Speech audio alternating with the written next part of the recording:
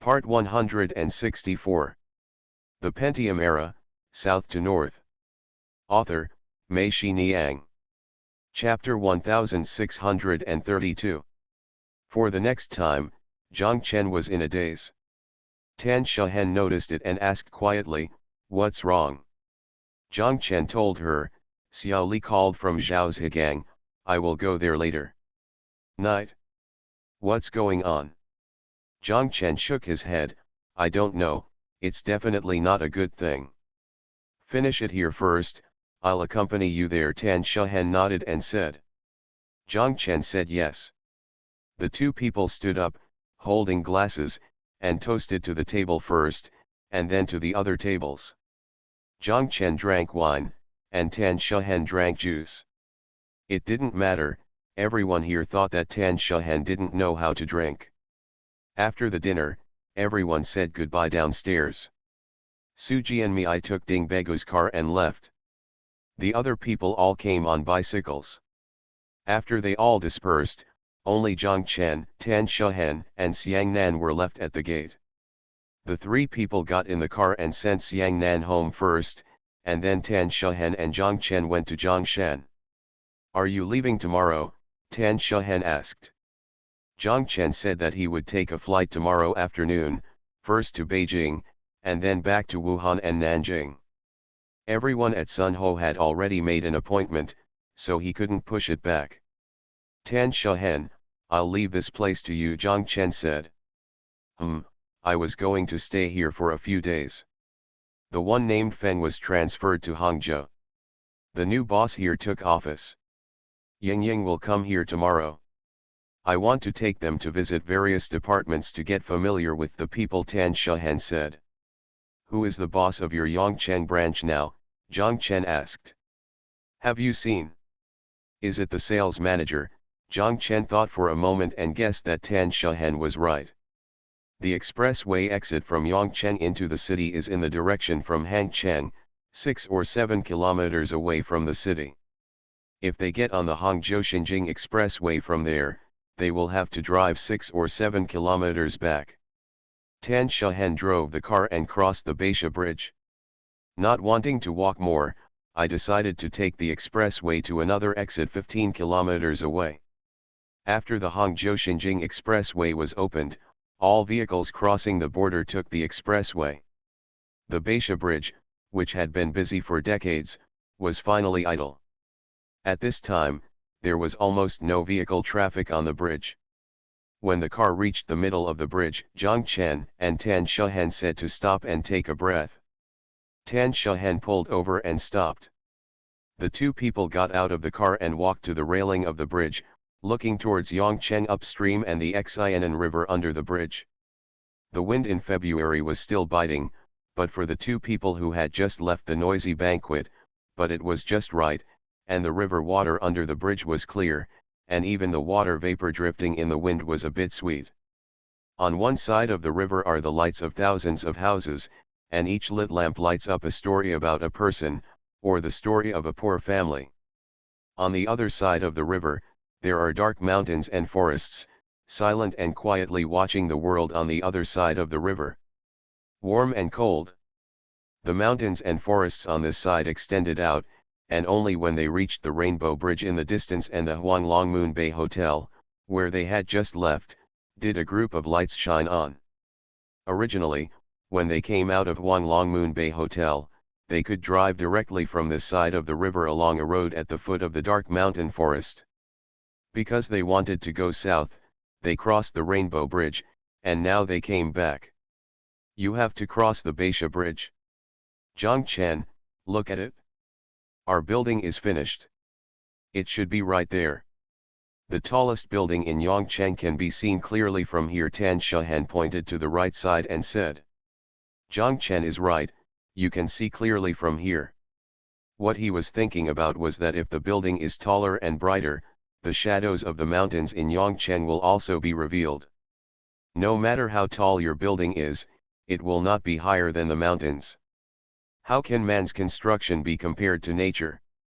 Even if the Mohammedans who dig and eat oil in the Middle East were tied together, they would not be able to build a skyscraper higher than the Himalayas. Zhang Chen let out a long sigh and said, "Let's go." Tan Shehen said yes. The two returned to the car, and Tan Shehen started the car.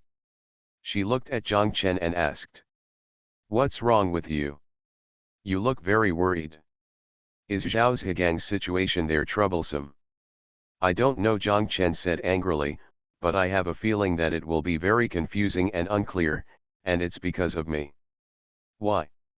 You do bad things with good intentions. I'm just a fool," Zhang Chen snorted. Both of them were silent, looking ahead. The headlights were like a bayonet, piercing into the depths of darkness. The darkness was endless, but it could never penetrate to the end. "Talk about it," Tan Shehen said. Zhang Chen told Tan Shehen about the division of shares at that time. Tan Shehen sighed, stretched out her hand, patted Zhang Chen's arm, and said to him, "Don't think about it. You're not wrong. You have good intentions. If things go wrong, it's because someone has a bad heart and it has nothing to do with you." Zhang Chen said yeah. He remembered that at noon that summer, he borrowed a tricycle from the landlord and went to the Dongzin Road fabric market with Zhao Zhigang to sell fabrics. He remembered that it was such a long way and Zhao Zhigang followed his car. "I almost ran here all the way, and helped push the car when it went uphill." That day, both of them were sunburned into two red lobsters, and they were almost exhausted. Zhang Chen said, "I just feel sorry for Zhao Zhigang. He and Kaidi are both too honest." "Then what should we do?" "We are also one family after all," Tan Shehen said. "Do you think every family is like yours?" As Tan Shehen said, Zhang Chen's phone rang. He looked at it and by coincidence, it happened to be Xiao Fang. Xiao Fang told him that she and Zhang Xiangbei had just returned home from dinner outside. "Brother-in-law, Kioxin told me, was she going to come to the United States?" Zhang Chen said yes. "Do you need to bring anything?" No, no, Xiao Fang said. "Kioxin said they want to open a branch in the United States." Zhang Chen said yes, it was just decided in the past few days. "There are so many things going on during this period that I didn't even have time to tell you." Zhang Chen told Su Kioxin and Xiaoli their thoughts to Xiao Fang on the phone. Xiao Fang said, "It's good. When they arrive in the United States, I will take time to go to the West Coast to meet them and open a company in the United States. There is nothing else. I just have to pay attention to legal risks. In China, everyone can do whatever they want. Whatever happens, you can settle things by asking for a meal and asking for a relationship. It's different here. Americans are very rigid. There are certain lines that you must not touch." Zhang Chen said yes, "You can help them grasp it?" "I will, brother-in-law, don't worry," Xiao Fang said. When Zhang Chen and Xiao Fang were talking on the phone, Tan Shehen remained silent. After Zhang Chen hung up the phone, Tan Shehen asked, "Zhang Chen, have you ever thought about something?" "What's the matter?" Zhang Chen asked. "I think one day, you and Xiao Fang will get together." "Don't talk nonsense." "I'm not talking nonsense. You haven't noticed. In fact, the old people in the family also mean this," Tan Shehen said. "Xiao Fang is so good. Do you think there will be no suitors? What is she waiting for?" Zhang Chen stopped talking. Even his own mother had told him about this matter. She also told him that Xiao Fang's parents actually meant this too.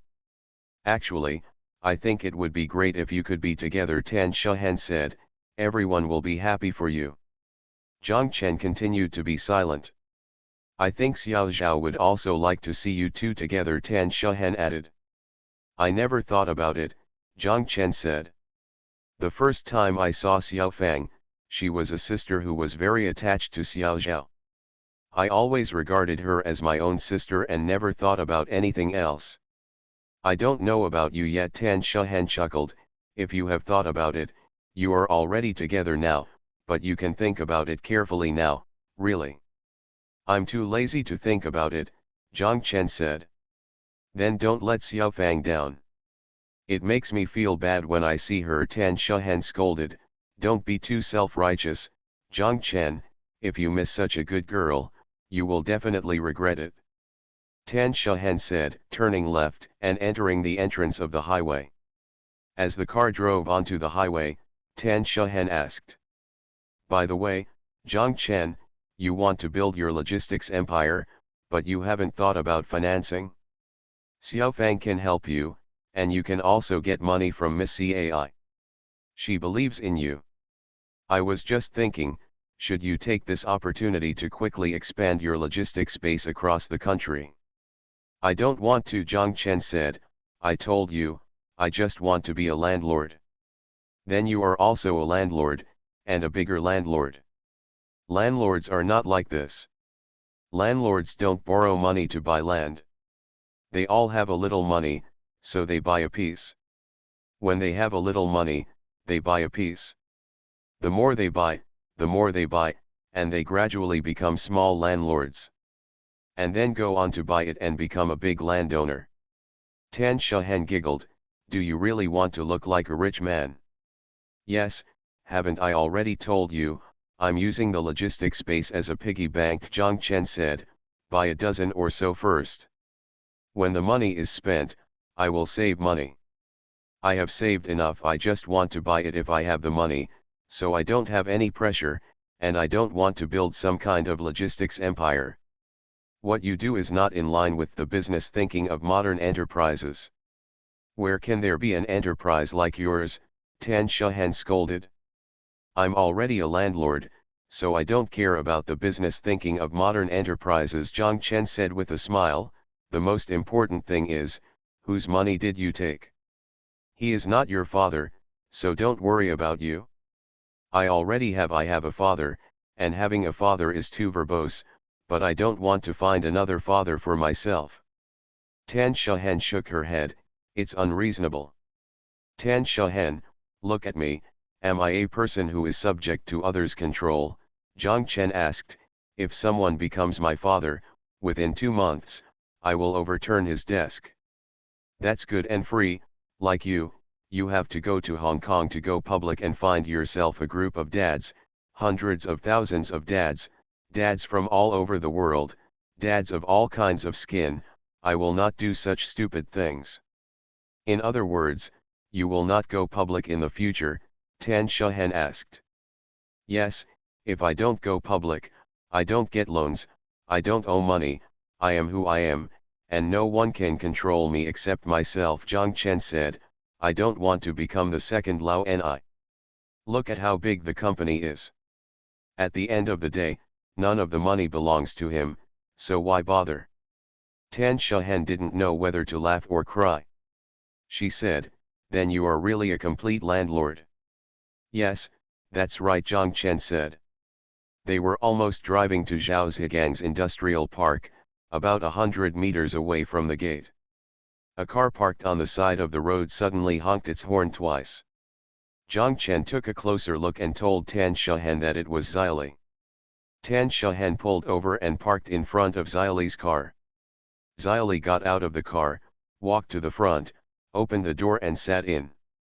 Xiaoli said, Boss, Sister Zhen, I'm waiting for you here. Thank you to Quadratic VC, Crush Killer VIP, Daily Flip Book, Doll Tin Soldier, third from top to bottom, 2 fishes one above the other, and the reward at 3 o'clock in the middle of the night. Thank you for the monthly votes of Zi Zheng said, take my keyboard, Pole Star Felt, Empty, Wind and Waves 26, Purple Hay, Book Friends 202004162146453553. Thanks for all the votes and reading. I wish you all good health. The Pentium Era, South to North. Author, Mei Shi Niang. Chapter 1633. Xiao Li, what's going on? Zhang Chen asks Xiao Li. It's so annoying. The order can't be arranged and they refuse to do it, Xiao Li said. From Target. Right. Why? Zhao's Hailong thinks the price is low, Xiao Li said, we have to rush the goods. The workers have just returned. Zhao Zhigang is anxious to make arrangements. Zhao Hailong thinks the price is low and does not agree to the arrangement. Which order? Is the price very low? Zhang Chen asked. You bastard, I've been working on it for more than a month, and dozens of cabinets have been sold out, and now I think the price is too low, Xia scolded. Old orders, Zhang Chen was also confused. If the contracts for old orders have not been signed, what else is there with a lower price? That's right, I think we are too good to them, Xia said. Really, boss, you are just too good to them. Years ago, you paid off all their payments, and even paid us back. If you haven't received the payment, you have to pay it to them. Don't I want them to have a good new year, Zhang Chen said. Humph, you let them have a good new year. They have a good time. After the new year, they will do this. If there is still payment for the goods, I don't think they dare, Xia scolded. Zhang Chen and Tan Shahan looked at each other. In Zhang Chen's heart, although it has nothing to do with him now, he still treats it as his own factory. That's why he asked Zhao Jingjing to pay all the payments for the goods a few years ago. As long as the goods have already left the factory, regardless of whether Target pays them or not, they will be paid first. Tan Shahan said, even when the payment is settled, we must be reasonable. Where there are orders that have been signed, the price will be adjusted if the price is too low. That Zhao Hailong didn't listen to this at all. I talked to him for a long time, and he just said one sentence, either adjust the price or not do it. I had no choice, so I called the boss. I think even Zhao Zhigang didn't care about Zhao Hailong. There is a way, Xia said. Zhang Chen asked Xia, have you ever asked Su Qiaxin if there is any room for this price? Zhang Chen, what do you want to do? Tan Shahan shouted, I tell you, you can't spoil them. I just want to understand, Zhang Chen quickly defended. No more, it's gone a long time ago, Qiaxin said. You have been telling her to give her more profits to their factory. Qiaxin has already given away all she can. She called Qiaxin earlier. Zhao Zhigang, scold him, are you not even leaving soup for us, and all the people in our foreign trade company are doing voluntary labor for you? I think Zhao Zhigang's face turned red after being scolded by Qiaxin. Qiao Xian is right, Tan Shahan said, let's go in. Tan Shahan said, started the car and drove into the development zone. Xia guided the way until they reached the building where Zhao Zhigang's office was, and then stopped. The three people went upstairs to Zhao Zhigang's office. No one was inside. A little girl ran out from next door and told them that everyone was in the conference room. The three people walked to the conference room. When they went in, there were more than a dozen people sitting inside. All the shareholders of the factory were here. Zhao Zhigang, Kaidi, Liangfen, and Lao Fu all stood up and shouted when they saw Zhang Chen arriving. Titled Zhang Chen as Mr. Zhang. Zhao Hailong and the working class and others sat motionless. Many people turned their faces away, not daring to look at them. Zhang Chen and the others chose an empty seat and sat down. Zhang Chen asked Zhao Zhigang, what's going on? Zhao Zhigang's face turned red from suppressing it. He looked at Zhang Chen. Zhang Chen saw that his eyes were already red, and Zhang Chen's heart softened. Nothing's going on. You want to adjust the labor price. We will do it if the labor price is adjusted. If we don't adjust the labor price, we can't do it, Zhao Hailong's wife said. Shut up, you have no place to speak here, Zhang Chen pointed at her and cursed. Zhao Hailong's wife looked at Zhao Hailong, who was sitting silently. She flattened her mouth, muttered something in a low voice, and stopped talking. Zhao Hailong, is this what your wife said? Zhang Chen looked at Zhao Hailong and asked. Zhao Hailong glanced at Zhang Chen and quickly looked away. The working class sitting next to him poked him with his hand. Zhao Hailong said, yes, Mr. Zhang, we have nothing to do. Such a wage cannot be arranged. The workers think the wage is too low and they are unwilling to do it. This wage is too low, Zhang Chen nodded. This wage is already higher than in Hangzhou, when the foreign trade company works in our own factory, Zhao Zhigang, don't you know? Zhao Zhigang lowered his head and said, I know, it's higher than before. Zhao Zhilong, you don't know, Zhang Chen asked. The past was before, and the present is now, Zhao Zhilong muttered. That's right, this year's pork is much more expensive than last year. The working class muttered something to the side, and Zhang Chen turned his eyes to him. The working class immediately shut up. Although Zhang Chen was no longer their boss, the people present still felt a little frightened when they saw him. Zhang Chen said yes, the past was before, and now is now. Let me see how much the wages you pay workers have increased. Kaidi, model 00102573, what is the wages you pay workers now? There's no increase at all, Mr. Zhang, Kaidi said. Zhang Chen nodded, okay, the wages for workers have not increased. Who is in charge of purchasing? Please tell me how much the fabrics have increased, how much the zippers have increased, how much the adhesive lining has increased, and how much the ribbons and sewing threads have increased. How much? Zhao Zhigang shook his head and said, don't ask. Compared with last year, nothing has increased. No increase at all?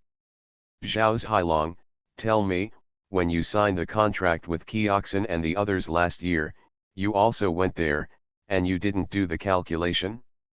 After the calculation, did you lose money? No, Kaidi said before Zhang Chen finished speaking. Then Zhao Zhilong, tell me, you are halfway through your order and are asking for a price increase. What do you mean? By the way, is this your intention or Zhao Zhigang's? Zhang Chen asked. Zhao Zhigang quickly said, I didn't. How could I ask for a price increase? It's all them. Zhang Chen was shocked when he heard this. It seemed that Zhao Zhilong was not just him, but represented a group of them. Sure enough, the working class whispered to Zhao Zhilong, just say what you are afraid of. You are the boss, not him. What does he have to do with our factory now? That's right, Zhao Zhilong's wife also said from the side. Zhao Zhilong seemed to be inspired. He raised his head, looked at Zhang Chen and said, yes, it was my idea. Here, we set the price ourselves. If I think it is cost effective, we will do it. If I think it is not cost effective, we will not do it.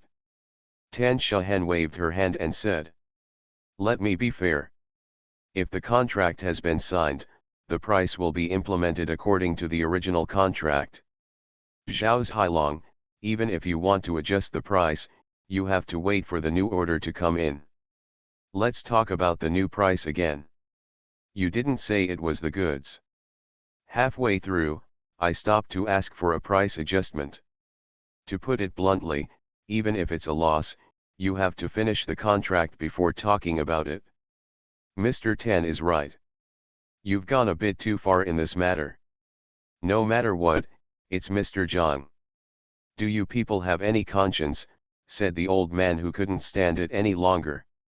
The working class glared at the old man and said, what is Mr. Zhang? Where is Mr. Zhang from? Is there a Mr. Zhang in our factory? Old Fu, don't humming eat the inside out. Yes, master, if you don't want to make more money, you don't have to accept the dividends when the time comes, someone shouted. Old Fu stood up and cursed, you, if you can, come out and see if I don't beat you to death. Why don't I want the dividends? Did you give me my shares? Is it Mr. Zhang? I gave it out of consideration for his kindness. You beasts, I think your consciences have been snatched away by dogs. The old man looked at Zhang Chen and said, Mr. Zhang, I really can't sit here anymore. I'm going to make food for you, these bastards, let's see what they can do. After the old man finished speaking, he walked out. There was a brief silence in the conference room. After a while, Zhao Zhigang said, okay, that's it. Everyone listen to Mr. Zhang and Mr. Tan. Why do you want me to be obedient? Zhao Hailong became upset and shouted, Mr. Zhang, you asked me to go to Kuning Garment Factory to be the director. Damn it, I will go to Kuning Garment Factory. When I return to Sanbeo, you will make me the factory director. Was dismissed. You asked me to be the general manager of the wedding dress factory, and I went to manage the wedding dress factory. As a result, the new factory was built and merged together, and you dismissed me as the general manager. Am I a humming dog? Zhang Chen shook his head and thought to himself, it turns out that this guy Zhao Hailong usually looks silent and has a deep grudge against him. Zhang Chen smiled and said, okay, Zhao Hailong, you have said it all today, it's all me who is sorry for you, is that okay? Xiaoli couldn't listen anymore, stood up and cursed. Zhao Hailong, you bastard, what do you want the boss to do? Do you want the boss to remove Zhao Zhigang's general manager and give it to you? Do you have that ability? Shameless, you think you are really the boss, otherwise Mr. Zhang gives you a machine and gives you money, you have a piece of shit here. Keep your mouth clean. Who are you? Do you want to talk too much? Are you Zhang's mistress? Zhao Hailong's wife stood up and pointed at Xiaoli and scolded her. You fart. Xiaoli shouted and rushed over. The two women struggled with each other. Most of the other people sneered and watched the fun. Kaidi and Liangfen hurried over to persuade them. Liangfen was tall and strong and got in between them. They couldn't hit each other, so they yelled at each other every 2 points. That's enough, Zhang Chen slammed the table and shouted loudly. Everyone in the conference room was startled, and the two quarreling women also stopped. Zhang Chen stood up, his face was ashen, and he said to Zhao Hailong. Zhao Hailong, please listen to me. If you want to increase the price, I won't even leave the store without a penny. Even if it is a breach of contract, even if Target claims compensation, I will not agree to your request.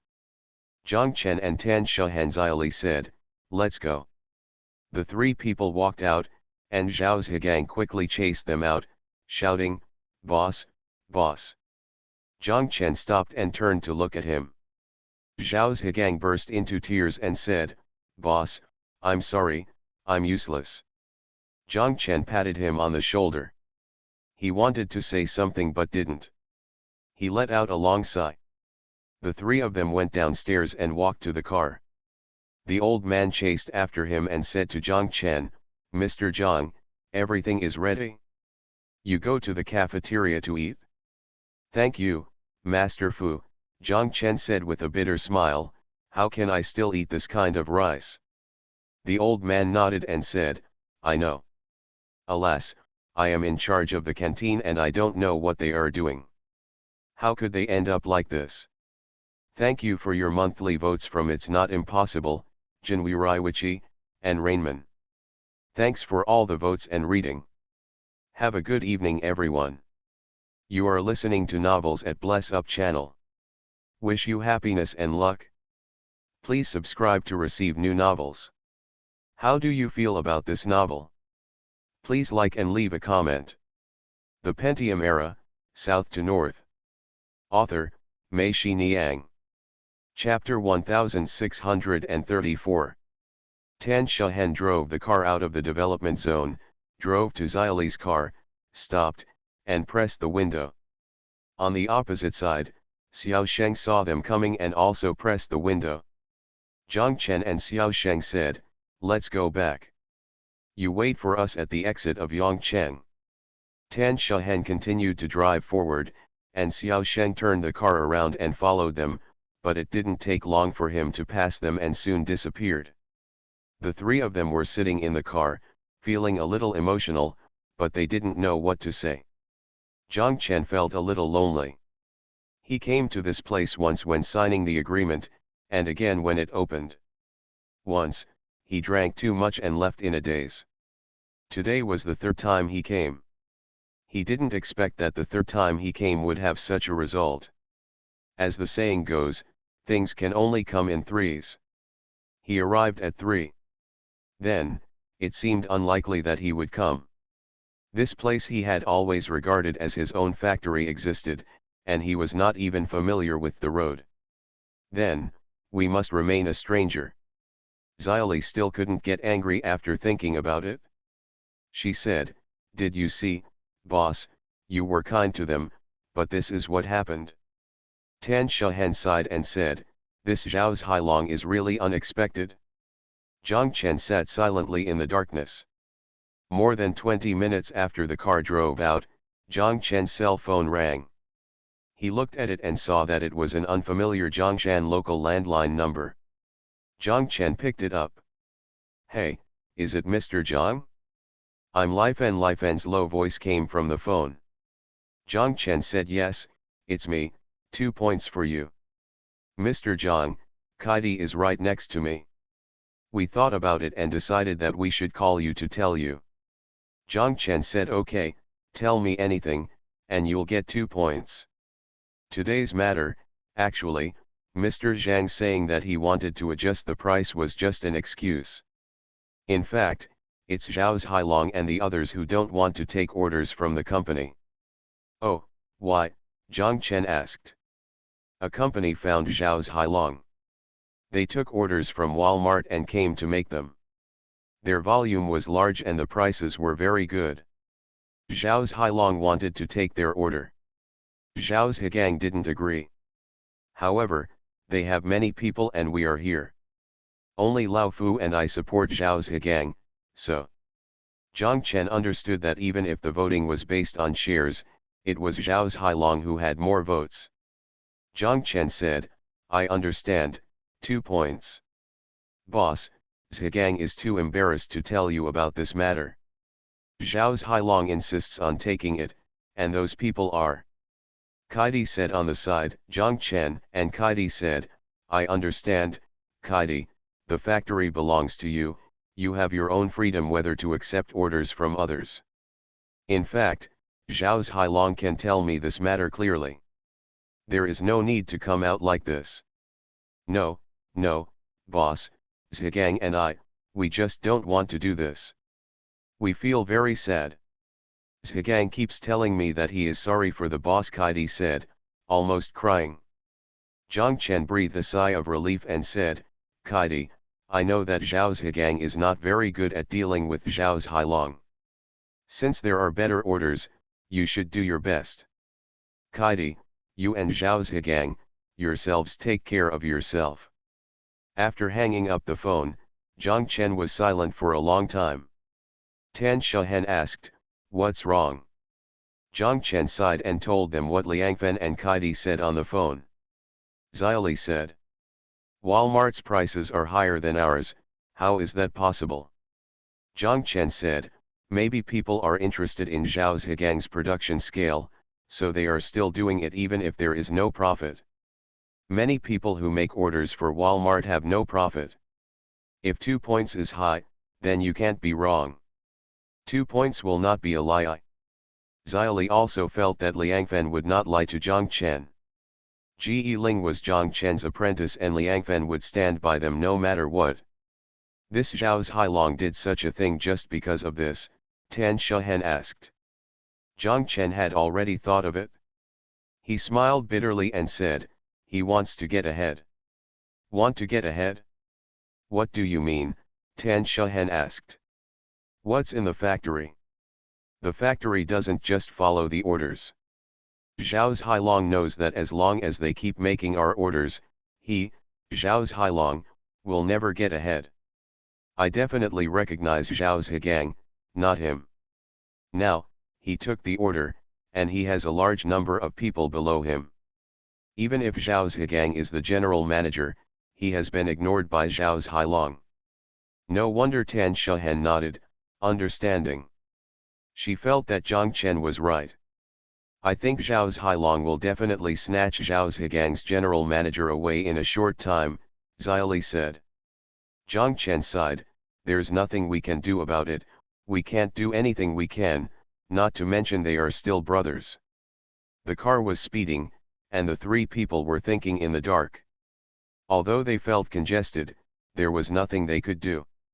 They arrived at the Yongcheng exit of Hangzhijing Expressway, passed the toll station, and saw Xiao Sheng's car parked on the side of the road. He squatted behind the car and smoked. Tan Shahen drove to the front of his car and stopped, and asked Zhang Chen, "You still want to rush back?" Zhang Chen said yes, he has to go back and go to Beijing tomorrow. "What about the affairs here in Zhongshan?" "Don't care," Tan Shahen asked. Zhang Chen shook his head and said, "Now that things have happened, the only way, Xili, is that we can only find another factory ourselves. We definitely can't get in at Gongchen Bridge, right? It can't be plugged in. After Amazon takes over, all the work there will have to be outsourced," Xili said. "However, Kioxin is already looking for a factory." "Oh, does she know what's going on here?" Zhang Chen asked. "I don't know. After she had a phone call with Zhao Zhigang earlier, she was so angry that she said she would find another factory and not place an order with them," Xili said. "She came easily," Tan Shahen said with a smile. Zhang Chen and Xiao Li got out of the car and walked to Xiao Sheng's car. Xiao Sheng started the car and turned around on the highway. When we arrived in Hangzhou, Xili's cell phone rang when the car passed Xuantang. She picked it up, said a few words, and asked Zhang Chen, "Boss, Kioxin is still in the company, are you going?" Zhang Chen looked at his watch. It was already past 3 o'clock in the morning. Zhang Chen asked, "She hasn't gone back so late?" "She said she couldn't sleep even when she went back," Xili said. "Okay, let's go back to the company," Zhang Chen said. Xili called into the phone, "Dai, wait there, we're going to Liuhe Pagoda together." Zhang Chen and Xiao Li arrived upstairs in the dynamic zone. The lights in Su Kioxin's office on the second floor were still on. Xiao Li didn't care whether it would wake up other people in the dormitory, so she shouted upstairs, "Dai, come down." Xili followed Zhang Chen into the office. After a while, Su Kioxin ran down with pen and paper in her hand. She asked Xili anxiously, "How was it?" Xili snorted and told Su Kioxin that they were playing tricks on them.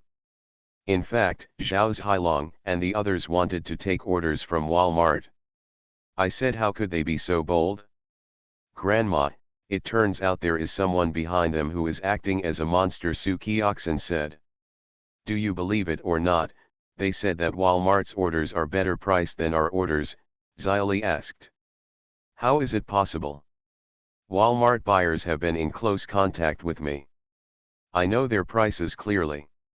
If the boss hadn't disagreed, Grandma, I would have taken over their orders long ago," Su Kioxin said. "If you don't believe me, ask your boss." This is what Liangfen told him, Xili and Su Kioxin said. Su Kioxin tilted her head and thought for a while, then suddenly sneered, "I know." "What do you know?" Xili asked. Su Kioxin shook his head, "It's nothing, just wait and see." "What do you want us to see?" "Tell me quickly, bitch," Xili urged, but Su Kioxin just shook his head and did not speak. Zhang Chen looked at Su Kioxin and asked, "Su Kioxin, Xili said you have a factory." "A lot," Su Kioxin said, "many factories. When they found out that our own factory in Xiaosha was demolished, they all came to me. At that time, the boss told me that the orders would all go to that damn Zhao Zhigang and the others. I declined. Now that Amazon's business is up, I saw that our own factory's production capacity is insufficient. Even Zhao Zhigang and others can't get in. I've been contacting them in the past 2 days. Haha, I didn't expect that grandmas will be real soon. We're going to need them." "Where is the factory?" Zhang Chen asked. "There are 3 relatively large ones, each with more than 800 parking spaces. 2 are in Haining. They used to make leather clothes, but now there is no market for leather clothes," Su Kioxin said. "Making leather coats? That machine is different. They are thick material machines," Zhang Chen said. "They have changed a long time ago. They have also transformed. They have taken clothing orders from many companies, but the orders are not big. They just want to take big orders like Target, Suki-oxen said. There is another one in Uyeo. If all three of them are used. Suki-oxen shook the paper in his hand and said to Zhang Chen, I just did the math and found that the production capacity is enough, and we can still do part of it clothes from bao.com and Amazon. This is the clothing part? What about the wedding dress? Zhang Chen asked. I also found 2 wedding dress factories. One is in Yuwu, which Mr. Shentu introduced to me, and the other one is in Pinghu. Suki-oxen and Xiaoli said, we will sleep for a few hours later, and then we will go to these factories when we get up. Look, Grandma, I don't believe it. We have an order in hand, but we still can't get it to the factory. Boss, you have forgotten that when Jessica came, we had to arrange such conditions. Suki-oxen finally comforted Zhang Chen and said, Boss, it's okay. Don't worry. Zhang Chen couldn't help but laugh, and said, okay, I trust you. Suki-oxen stood up and said to Xiaoli, go to bed quickly. We'll leave as soon as we get up. I've already contacted her. Xiaoli said okay, fortunately you have private goods in your hands. What private goods? I told you to introduce these factories to you that day. Suki-oxen scolded, Grandma, you actually dismiss it? Xiaoli giggled, okay, damn, it's my fault, thank you. The 3 of them walked outside. Zhang Chen asked Suki-oxen, Xiao Wu didn't come with you. He will go to the construction site at dawn tomorrow. I didn't let him come. When he came, nothing happened. Suki-oxen said. Thank you, Daos hung 123, for the reward of 2 fishes, one at 3 o'clock in the middle of the night. Thank you Yuengzi, Gongshan Mujian, Lupu Eco Home Ecological Wood Mu, Void Broken Dream, Purple Hay, Book Friends 202004162146453553, and How, Feng Palang 26, Hurricane 0669, Happy, Winsanliu, My Heart is Sinking for You monthly ticket. Thanks for all the votes and reading. I wish you all good health. The Pentium Era, South to North. Author, Mei Shi Niang. Chapter 1635. At around 10 o'clock in the morning, Zhang Chen arrived at his office. Suki-oxen and Xiaoli had already left. As soon as they sat down, Tan Shehen called Zhang Chen and asked Zhang Chen, how are you doing there? Zhang Chen told her, Suki-oxen has contacted the new factory, and she and Xiaoli have already gone to the factory. Tan Shehen sighed and said, Zhang Chen, these subordinates of yours are really good. I want to have more subordinates like this. Zhang Chen smiled and said, why, aren't your subordinates good, Ying Ying, Lao Wan and Sister Gi Hua? Okay, mine is not bad either. Tan Shehen laughed, Zhang Chen, are we all lucky? Zhang Chen said yes, very lucky. Zhang Chen called Zhao Jingjing and Ji Yiling over and told them what happened yesterday when he and Xiaoli went to Zhao's Higang's factory. Zhao Jingjing cursed, why is this Zhao's Hailong like this? Oh, it's a pity. 1 cent of the payment is with us, there are none here, otherwise, I will definitely not pay them, and I don't care what your boss says. Ji Yiling and Zhang Chen said, my mother called me yesterday. After you left last night, Zhao's Higang and Master Fu had another big quarrel with Zhao's Hailong.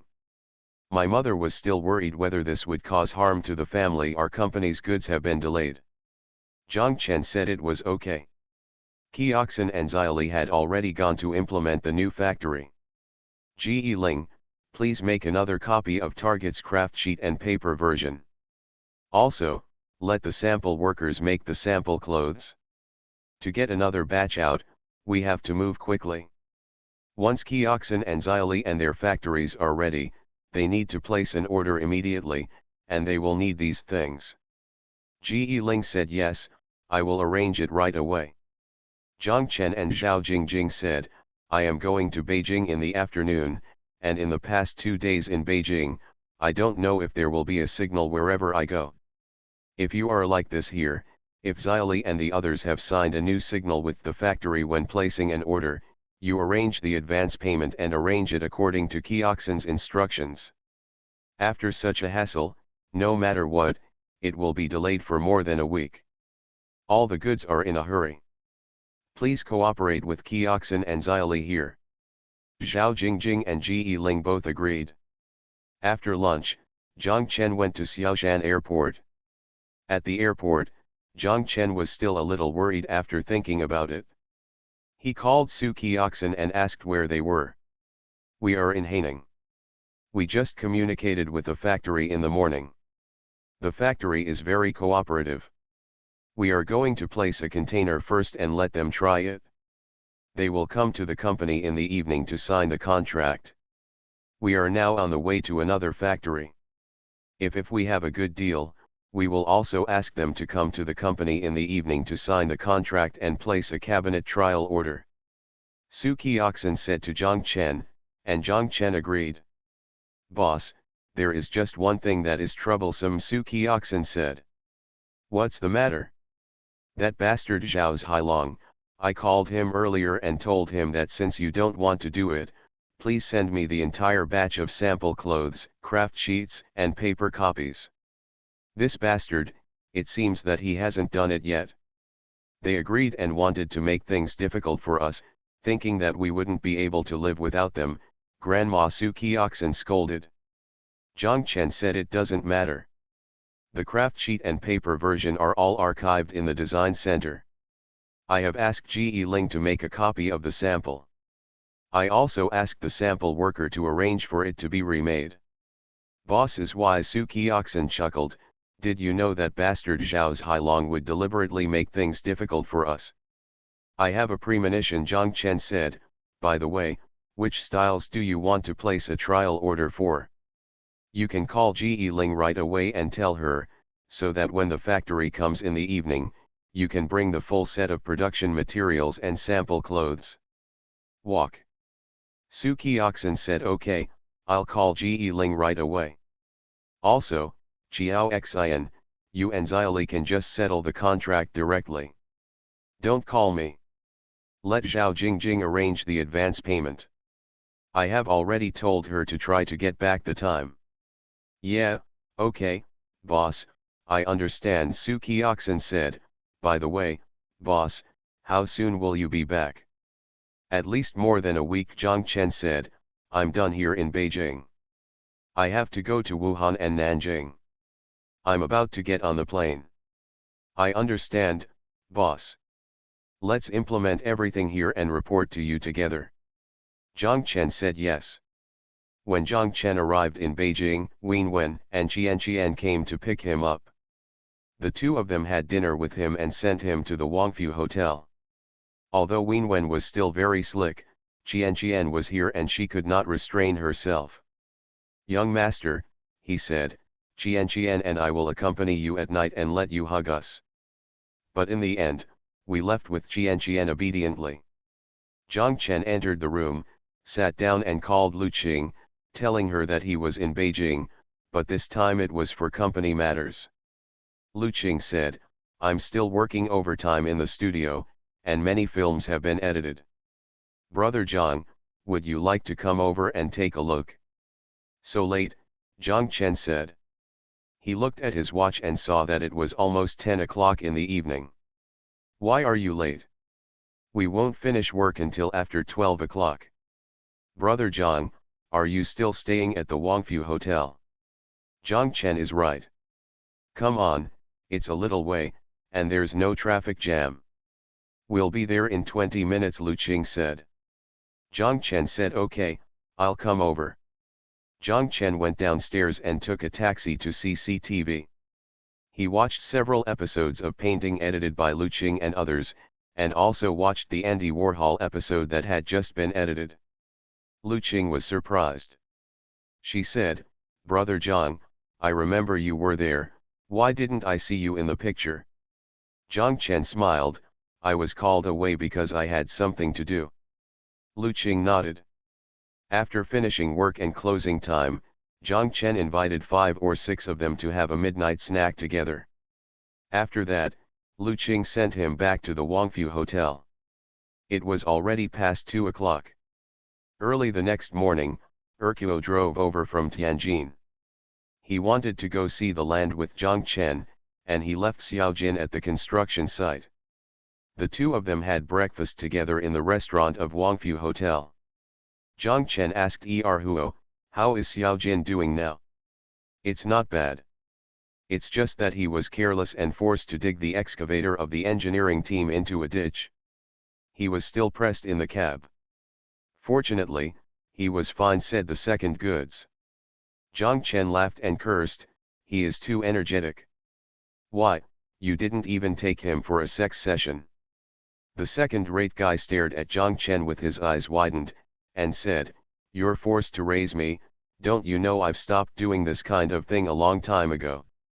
Zhang Chen said, "Fine, except for the lip service, you have gotten rid of all the other problems. By the way, you idiot, then you are so far away from home and Xiaojun is not here, how did you solve that problem?" "Use your hands, I have almighty hands," the second guy said. Zhang Chen couldn't help laughing.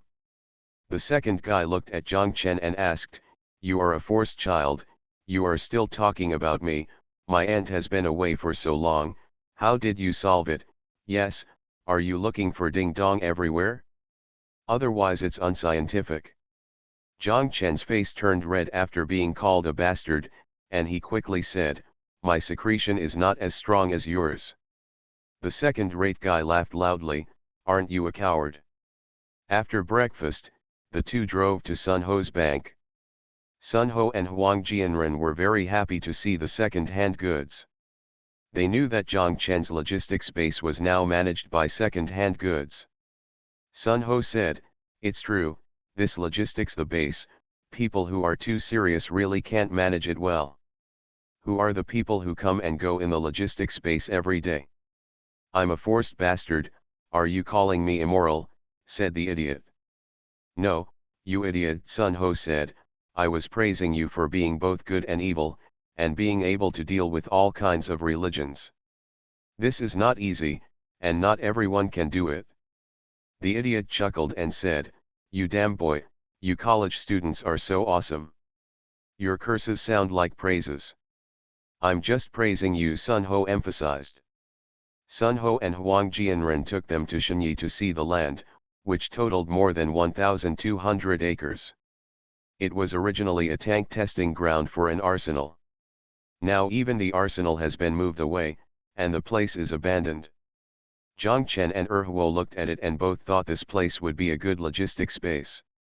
Sun Ho pulled Zhang Chen aside and told him, "Xiao Huang and I didn't find this for you, but an old friend helped you. The land we found was in the hands of my father's old subordinates, and all the procedures for changing it were completed. Someone originally wanted to build an amusement park here." Huang Jianren Xiao Huang, his wife, Zhang Chen immediately thought of it and asked. "Zhengwei," Sun Ho said. Zhang Chen was surprised, "Zhengwei? Is she back?" "I came back and left again.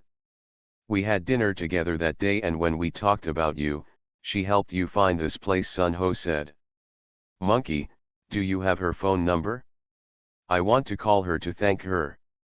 Sun Ho patted Zhang Chen on the shoulder and said to him, "No, that's it. It's fine. I'll help you bring the message to her next time you have a chance to see her. She's doing pretty well now." Zhang Chen said yes, and he understood in his heart that Zhengwei didn't want to be disturbed by the past and old friends. After the place was confirmed, Sun Ho made an agreement with the other party to go to their office to sign the contract and go through the formalities the next day. The land transfer price was much cheaper than building a playground for others. It was 85,000 acres. It was near Beijing. Zhang Chen and Erhuo were surprised to get such cheap land. On the way back to the four people, Li Yong called Sun Ho and asked them to go home for dinner in the evening. Li Yong said on the phone that Sun Hui was on a business trip today. "Monkey, You and Zhang Chen should go there early in the afternoon and Aunt will give you some. Open the door and tell Zhang Chen that he, the big boss, needs to cook our dinner himself with his aunt. Sun Ho was sitting in the passenger seat. He held up the phone, turned around and said to Zhang Chen in the back seat. Zhang Chen, Yangzi called and asked us to have dinner at his house tonight. Sun Hui is not here. You have to be the cook first and then the diner today. Zhang Chen said yes, no problem. You are forced to go, but I don't dare to go. How dare I go to such a big official's house, the second-rate guy said from the side. Monkey Li Yang called on the phone, is the second-rate guy here too? Sun Ho said yes, he just came from Tianjin today. Go to hell, you tell the idiot, if he dares not to come, I will fall out with him and go to Tianjin to skin him, Li Yang cursed on the phone. Sun Ho held up the phone and said with a smile, young man, did you hear that? You can tell Yangzi yourself whether you want to go or not. You are forced to go, Li Yang, I am still afraid of you. Once you close your eyes, you will be like a person who sets off fireworks with me on the holiday beach on New Year's Eve. Forced, you are a person who can hardly even eat. Mr. Li, what do you have to be afraid of? The second-rate guy yelled into his cell phone.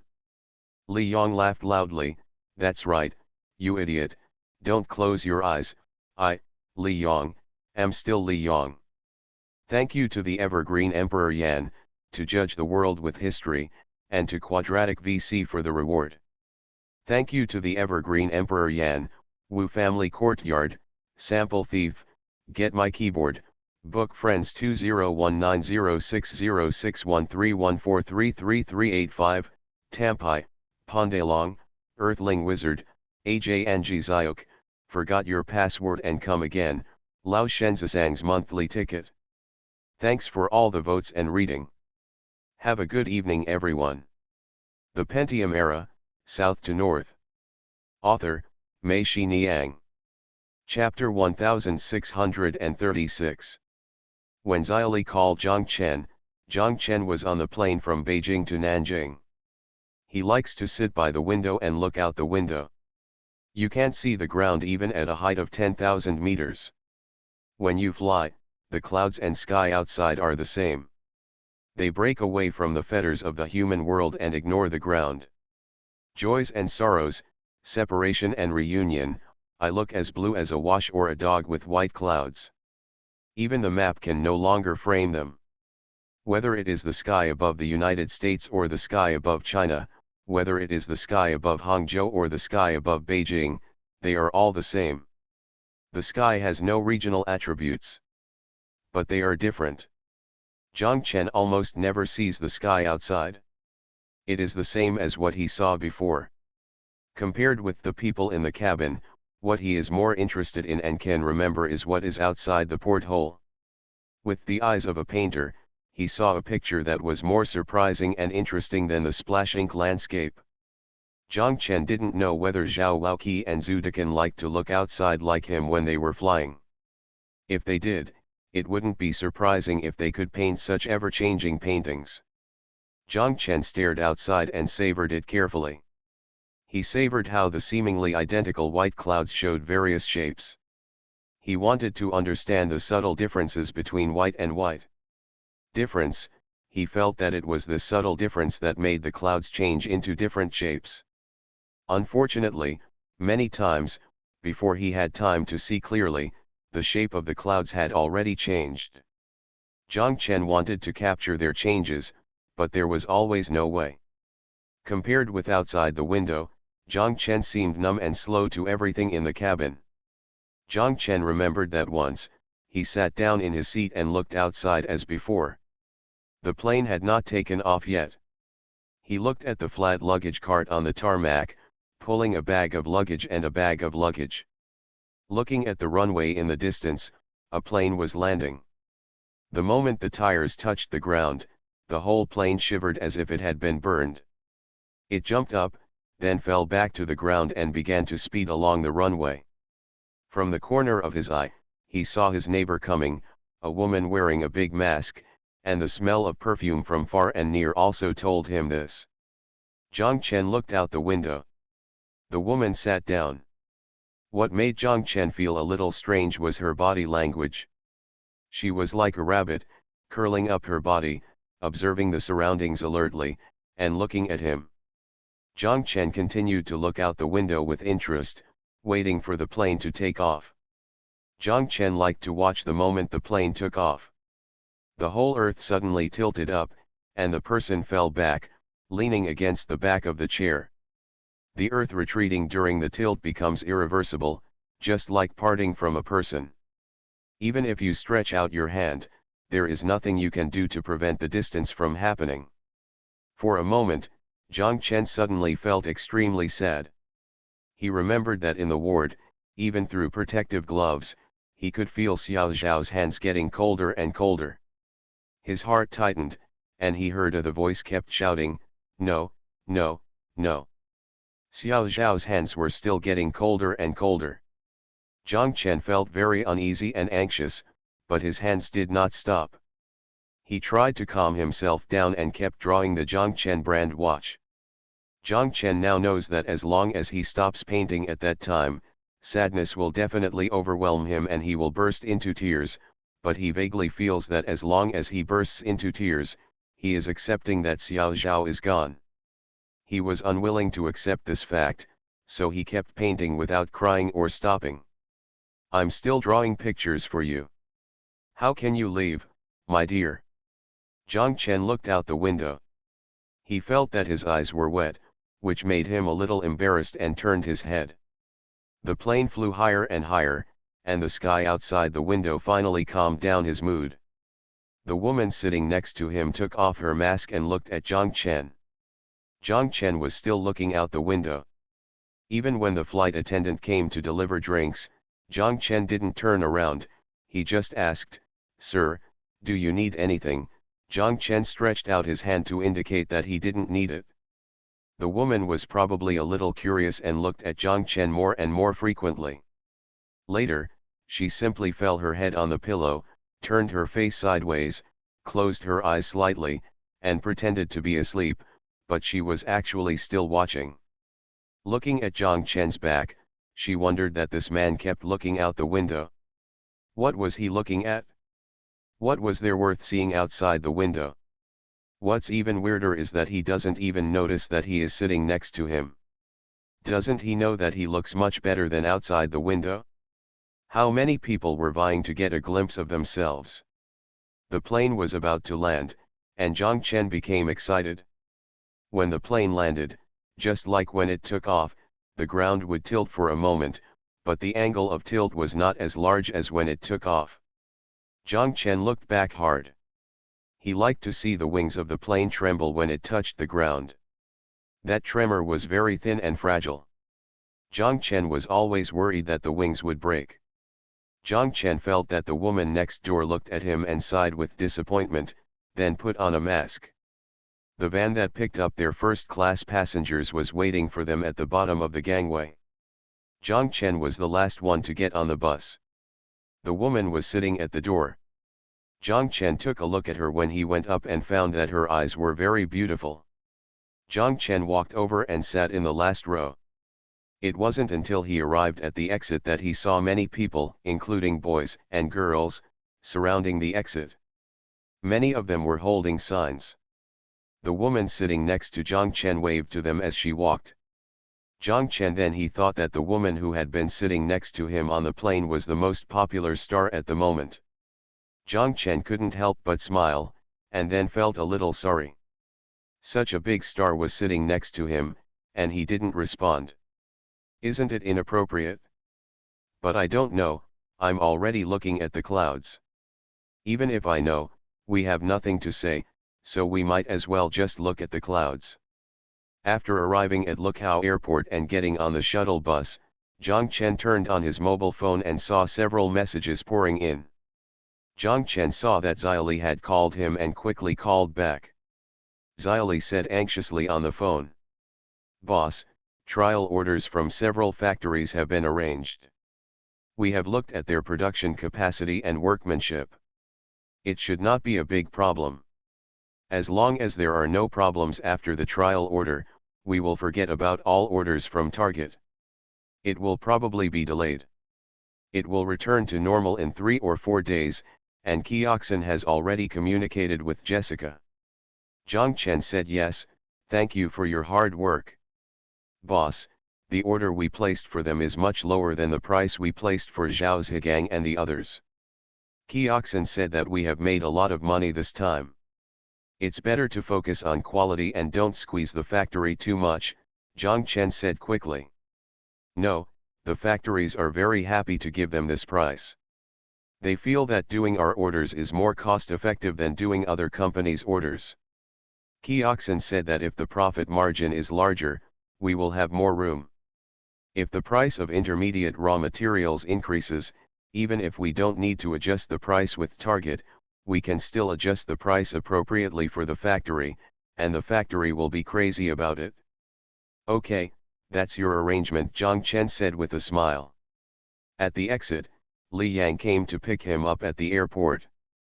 Li Yang asked Zhang Chen, should we go to the city first, or should we go directly to Lishui? Zhang Chen said to go to Lishui first. Li Yang said yes, I will contact you right away. Zhang Chen went to Wuhan from Nanjing, and then returned to Hangzhou from Wuhan. Tan Shahen picked him up at the airport. Zhang Chen saw Tan Shahen and asked strangely, why is it you and not Xiao Wu? Xiao Wu is at the construction site, Tan Shahen said, why, I came to pick you up and you still get disliked. Don't dare, Zhang Chen said with a smile, I think you are too famous. How dare I bother you to come and pick me up in person? Next time you come to pick me up and just come back, Tan Shahen said, there is no other way. We two lonely old men and lonely old ladies can only depend on each other. Zhang Chen, when you are not here, I really can't even eat dinner every day, it gives me a headache no matter where I go to eat. Zhang Chen remembered and went back south to Yongcheng. Lao Tan and Mrs. Tan also went to Yongcheng. Tan Shahen was really alone in Hangcheng. Zhang Chen said, okay, don't be miserable, I'll eat Japanese food with you tonight, that's all. It's really miserable if we don't sell it, Tan Shahen said with a bitter face. After getting in the car, Tan Shahen asked Zhang Chen how he was doing. Zhang Chen told him that of course it was all smooth sailing, and the places in Beijing, Nanjing, and Wuhan were all settled. Are we going to start work? Tan Shahen asked. Of course, if we start construction now, we can attract investment by the end of the year. Otherwise, it will be delayed for a year. Besides, Wu Ziyawai and the others are still rushing behind the scenes. With so many construction sites, can you handle it? Tan Shahen asked. Okay, ours is simple. It's different from yours. In addition to the big frame house, it's just a cement floor. During the construction stage, it's enough for someone to come over and take a look from time to time, Zhang Chen said. At the current construction site in Tianjin, Xiaojin is there. Keep an eye on it, Huo mainly focuses on Beijing. Anyway, we have a branch in Beijing, so it's very convenient to travel between Beijing and Tianjin. You guys are really simple, Tan Shahen said. Yes, it's mainly about the early stage, and the investment after the construction is completed.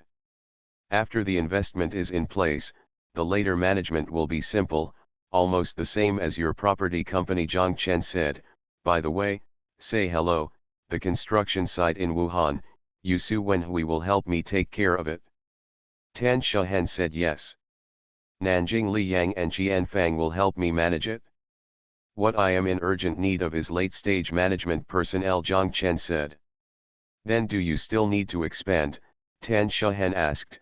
Zhang Mushan and Fan Jiangguo are also looking for land for you in Hefei and Xiamen. Yes, of course I need it.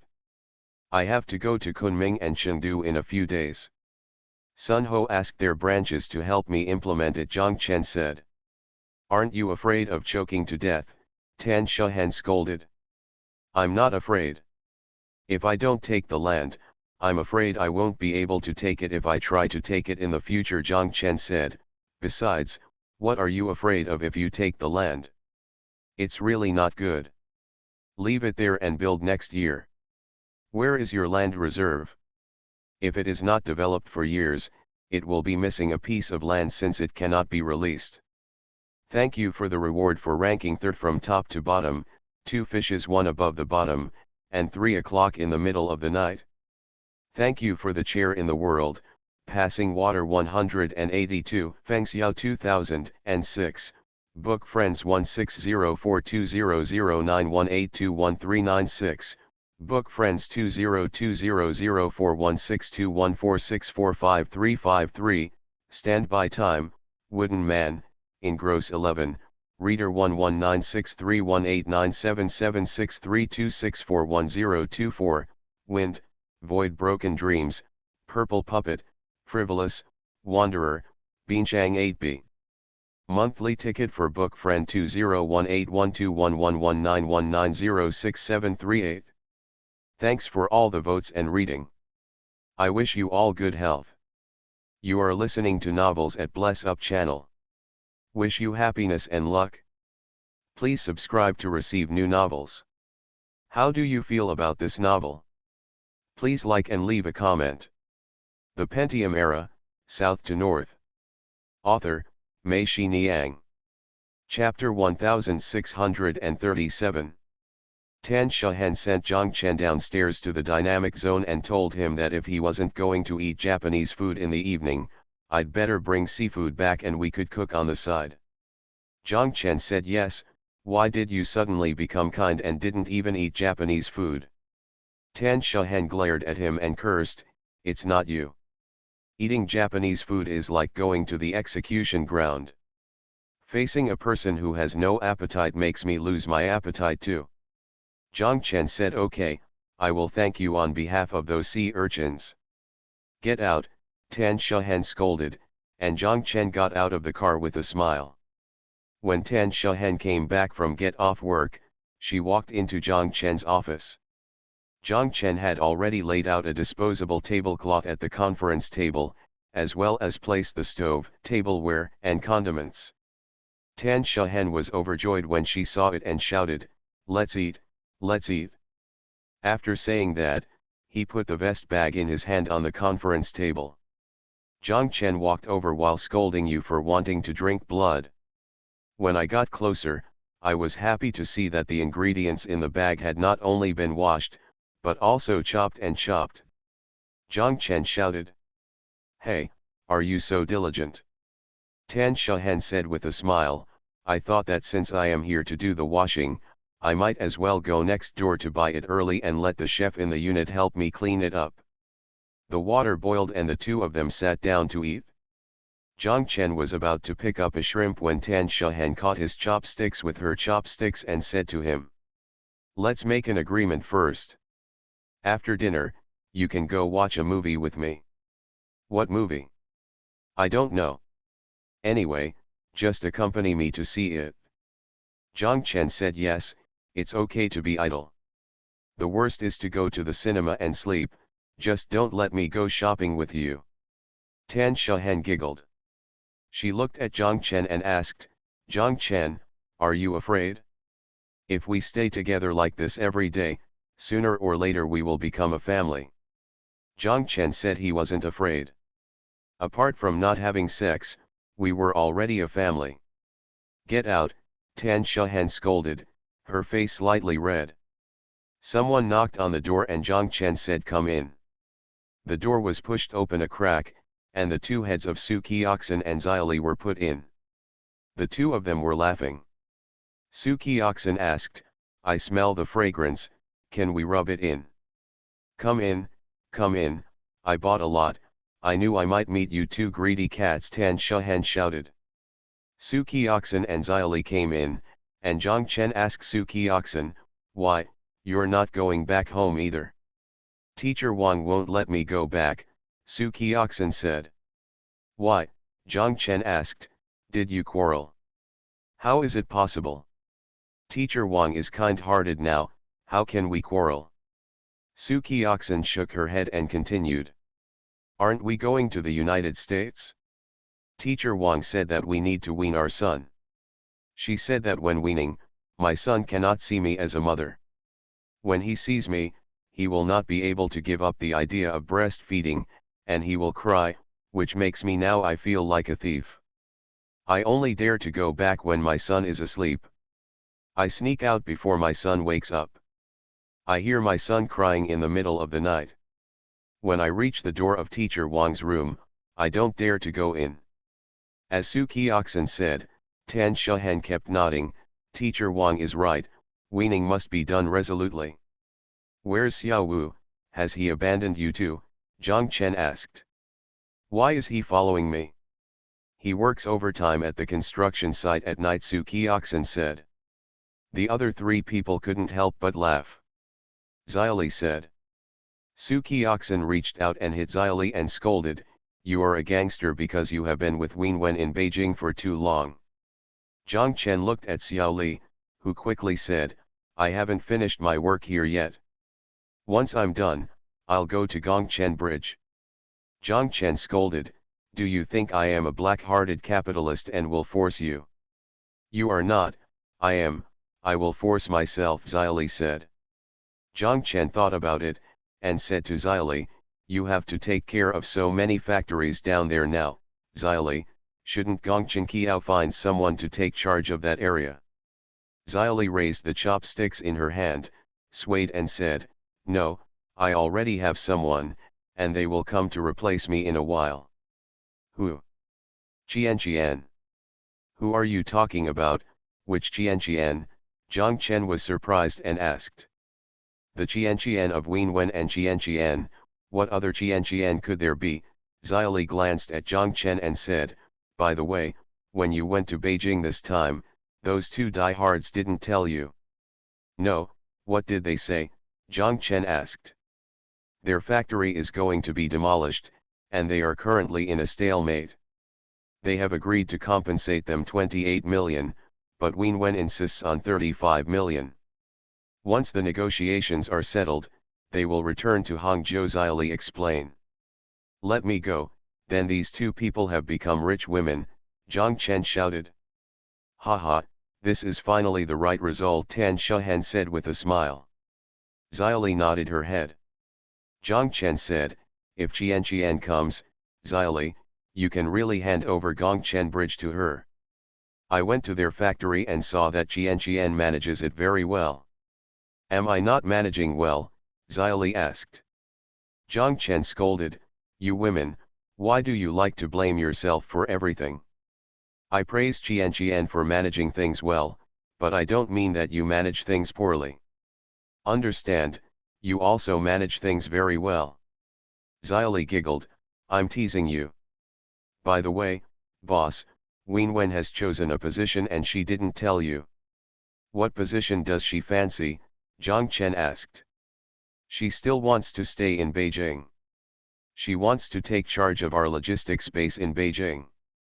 Tan Shahen knocked on the table with her hand, okay, ordinary girls really can't take care of this logistics base, but Zhang Chen, this Wen Wen, she can really take care of it. Zhang Chen also smiled and said, we are also short of people, but these two people, why don't they tell me about such a big thing? I'll tell you if I want to get the compensation, Su Kioxin said. Yes, they have already discussed it.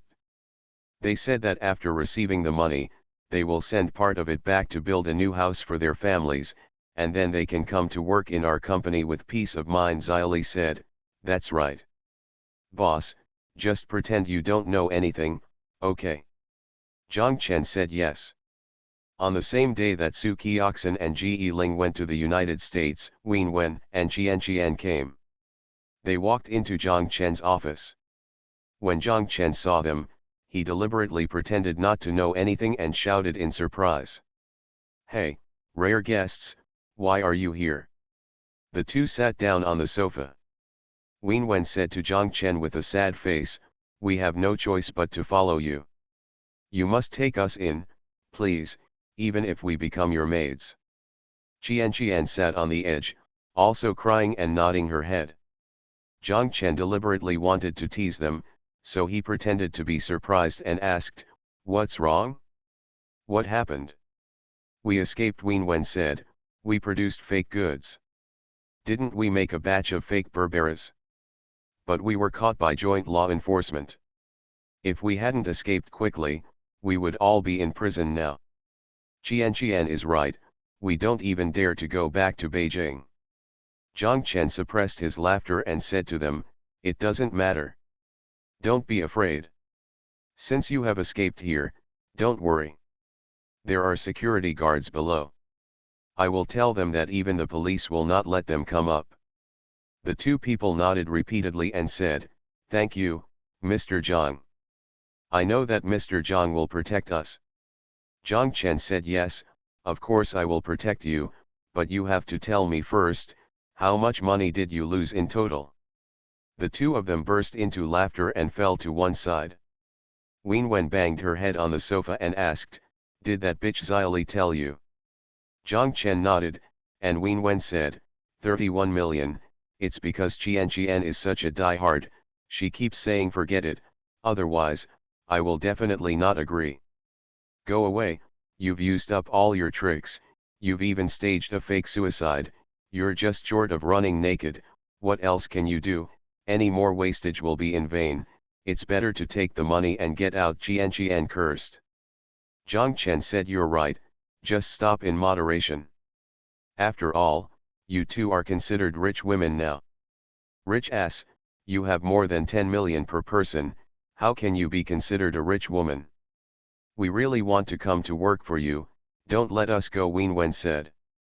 "I welcome you with both hands," Zhang Chen said, "I have reserved the seats for you. Qian will go to Gongchen Kiao to be the director of the garment factory. Wen, you will go back to Beijing and be the general manager of our Beijing logistics base." "Okay." Wen and Qian nodded together.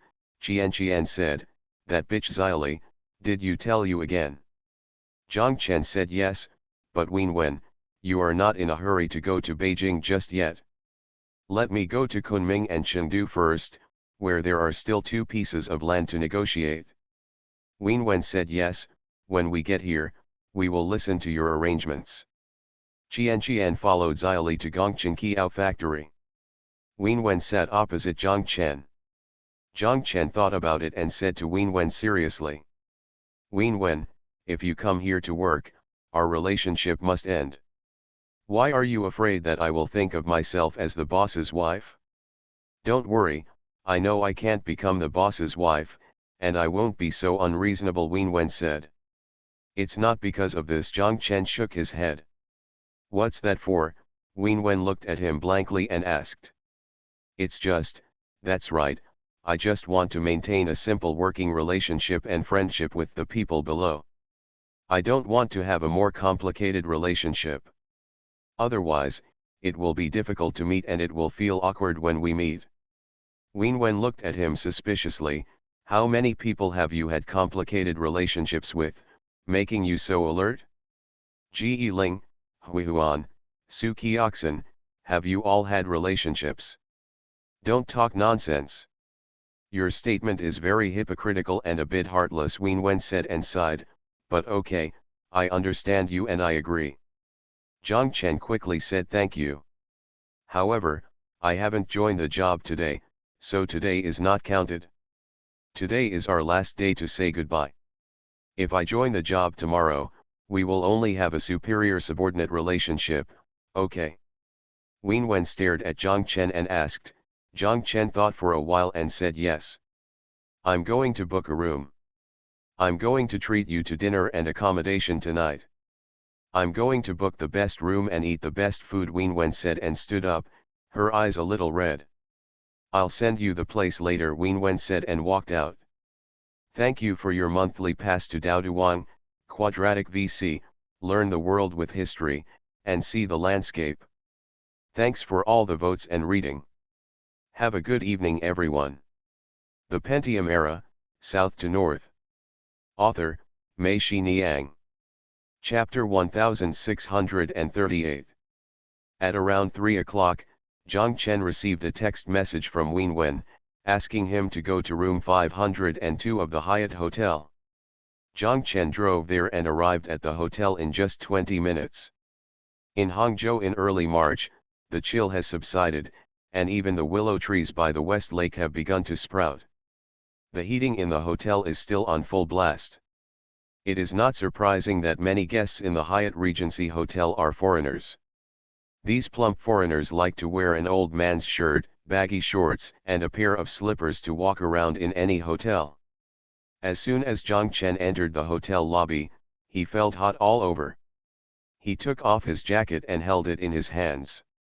He took the elevator upstairs, walked to the door of room 502, and rang the doorbell. Win Wen's voice came from the door. "Who?" Zhang Chen said, "I," and the door opened a crack, revealing a head grinning at him, then stretched out his hand and pulled him in. Entering the room, Zhang Chen saw that Win Wen was only wearing a pair of shorts and a bra, and shouted, "This hotel is so hot." Zhang Chen burst into laughter. "Don't you know how to turn off the air conditioner when it's hot?" "No, no, I like this, it makes me feel free and at ease, how nice it is. Room 502 is a suite. The West Lake is outside the large window. Because it is on the 5th floor, you cannot see Hubin Road and Wu Park below. It is also higher than the trees beside the West Lake.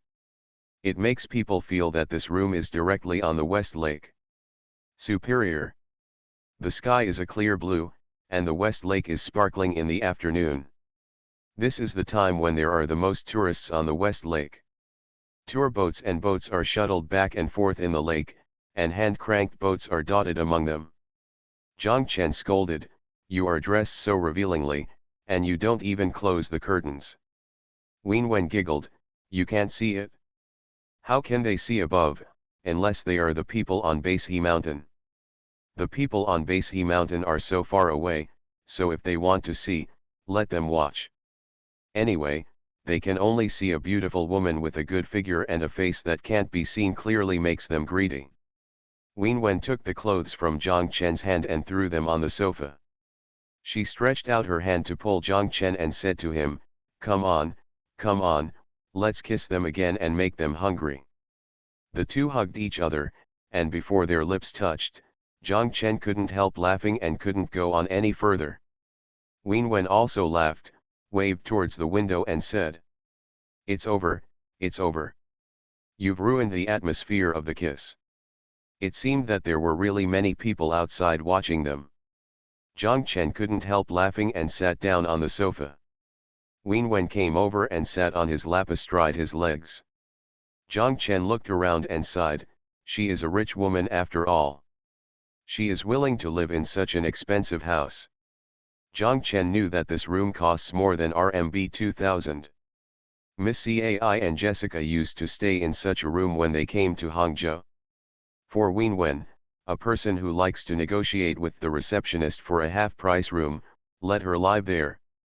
Even if Zhang Chen invited her to live in a house worth more than 2,000 yuan, she would not live in it. When she and Zhang Chen went to other cities together, Zhang Chen followed his habit and stayed in a suite. As a result, she would nag him for a long time. Finally, when they went out again, they did not even stay in a suite, but in a big room. Bedroom. "No, I'm here to say goodbye to you and make your memory memorable. If it were me, I wouldn't be able to bear it even if I were killed." When Win Wen said this, her tone was cheerful, and there was no sadness at all about saying goodbye. Zhang Chen smiled and said, "What do you want me to remember you for?" "Remember that I am not a stingy person," Win Wen said, "let you remember that if you are my man, I will give you the best of myself." One sentence made Zhang Chen feel a little sad and he hugged her tightly. The two of them kept talking like this. Zhang Chen's thighs were sore. He wanted to change his position, but Win Wen didn't allow it. When Zhang Chen wanted to go further, Win Wen also didn't allow it. Win Wen said that there was still time, and it was so urgent. "Why, I don't want you to be as tired as an old dog just after we met, and we have to go out to eat." Jiang Chen burst out laughing, and with this smile, he lost all thoughts of going further. Wen Wen and Qian have already arranged their rooms upstairs in the dynamic zone. Jiang Chen asked Wen Wen, if you don't go back at night, Qian won't be suspicious? I have already told her that I will have dinner at a relative's house tonight and will not go back. Wen Wen said, however, if you are not here either, this diehard will definitely be suspicious and think, maybe you are the one I am talking about. Relative. What should we do? Jiang Chen asked. There is nothing we can do, just make her suspicious. Wen Wen said, anyway, from tomorrow onwards, we will be colleagues and have a superior-subordinate relationship. No matter how suspicious she is and stares at us like a spy, she will not find out. What, after a long time, I no longer doubt it? Jiang Chen nodded and said, that makes sense. Wen Wen stretched out her hand, touched Jiang Chen's face with her hands, and finally held Jiang Chen's face with both hands, looked at him and asked. Would you feel a little sad if you break up with me? Jiang Chen nodded and said honestly, yes, but it has to be this way. Wen Wen sighed, grabbed Jiang Chen's hand, put it on her chest, and said to him. Me too, it will hurt here, but I've known for a long time that such a day would come, so thinking about it makes me feel better. Jiang Chen asked, why did you say that you knew this day would come? Because I know it's impossible for us to fall in love, let alone get married. We can only do it secretly. Then it's impossible for us to do it secretly until death. If we can't do it until death, then sooner or later such a day will come. Jiang Chen nodded, and Wen Wen added, men and women are different. Jiang Chen looked at her doubtfully, and Wen Wen said, men like to dominate, and women like to share. Jiang Chen felt that what she said was a bit baffling. Looking at her, Wen Wen chuckled and said, okay, let's say everything we need to say clearly. We won't say these words anymore tonight. Let's just enjoy the evening. You enjoy me and I enjoy you, okay? Jiang Chen said yes. Then let me ask you, if I had never been with the Pole, although we were not even in love, I was just young and ignorant, and was kept by a rich man, tell me, would you like me more, or when you say you like me, will you be more bold? I want to hear the truth from you. Jiang Chen thought for a moment and said honestly, yes, to be honest, I always feel a little bad. You'll feel awkward, right? Wen Wen asked. Jiang Chen is right. I knew it would be like this. Damn it, it's useless to regret it. Just because of this period, I know that we can't fall in love, we can only be together in this unclear way. Wen Wen said, if it weren't for this part, humph, I wouldn't be easy to mess with. I would stare at you like a leech and never let you go. Jiang Chen also sighed in his heart. He felt that when he was with Wen Wen, he was actually very good and relaxed. Wen Wen is the opposite type of person to He Hongmei. You don't need to guess what she is thinking. She is so good to you. It will be written on his face, but to stop himself and make himself feel that they can't be together, Jiang Chen has to admit that it is still the same period between her and Lu Lipol. Although their relationship was indeed just like Wen Wen said, it was not even a relationship. For Lu Ligan, it was just a show and a play. If Lu Ligan and her were in love, she would have a place in Lu Ligan's heart, and Jiang Chen would not touch her even if he was beaten to death. Just like him and Tan Shahan, even if the two of them lie together, Jiang Chen will not touch her. Half a step into the thunder pool. He knew Tan Shahan's position in Lu Ligan's heart, so when they were together, they would only feel like family, brother and sister, and friends, but there would be no love between a man and a woman. Let me ask you one more thing, okay? Wen Wen said. Jiang Chen said yes. You also know that I had a relationship with Hercules, but you don't mind at all, right? Wen Wen asked. Jiang Chen is right. Then you tell me, why do you not mind if I am with Hercules, but I have been with the Pole, but it makes you feel awkward? Is there any difference between this? Isn't the pole your good friend? Shouldn't it be even less so? Do you mind? Zhang Chen was startled for a moment. Yes, why did he know that Wen Wen and that Hercules had been together for a long time and were still in love, but when he was with Wen Wen, he didn't even think about it. She had thought of this incident before, and when she was with Lu Ligan, she knew it was fake, but she would think of it often. Zhang Chen looked at Wen Wen with a blank look on his face. Wen Wen stared at him, seeing that he seemed to be a student who was troubled by the teacher. Wen Wen tilted her head from side to side proudly, meaning to say, "Look, I can't answer it."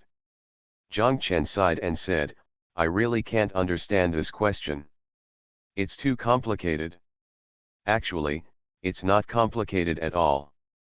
You men are just stingy," Wen Wen said. Zhang Chen smiled and said, "What will happen to you women?" "We women," Wen Wen snorted, "we women will do this. I have said it before, we will share." "Share? Share what?" Zhang Chen asked. "Let me tell you, tell me, is my relationship with He Hung Mei very similar to your relationship with the pole?" Zhang Chen nodded. "But I won't care. You are the man that He Hung Mei liked, and you have been together. On the contrary, I will be very happy that we like the same man, and we are from the same country. Let me tell you, sometimes when I call Hung Mei, I almost can't help but tell her that I am with you. Really, I think if I tell her, Hung Mei will be very happy. We can even chat about you together. We will probably chat for a long time and have a good time. She might even tell me about her experience in dealing with you. Really, this is what women do. We women don't behave like this. You men are so stingy." Wen Wen said. Zhang Chen was silent. Wen Wen looked at him and suddenly laughed.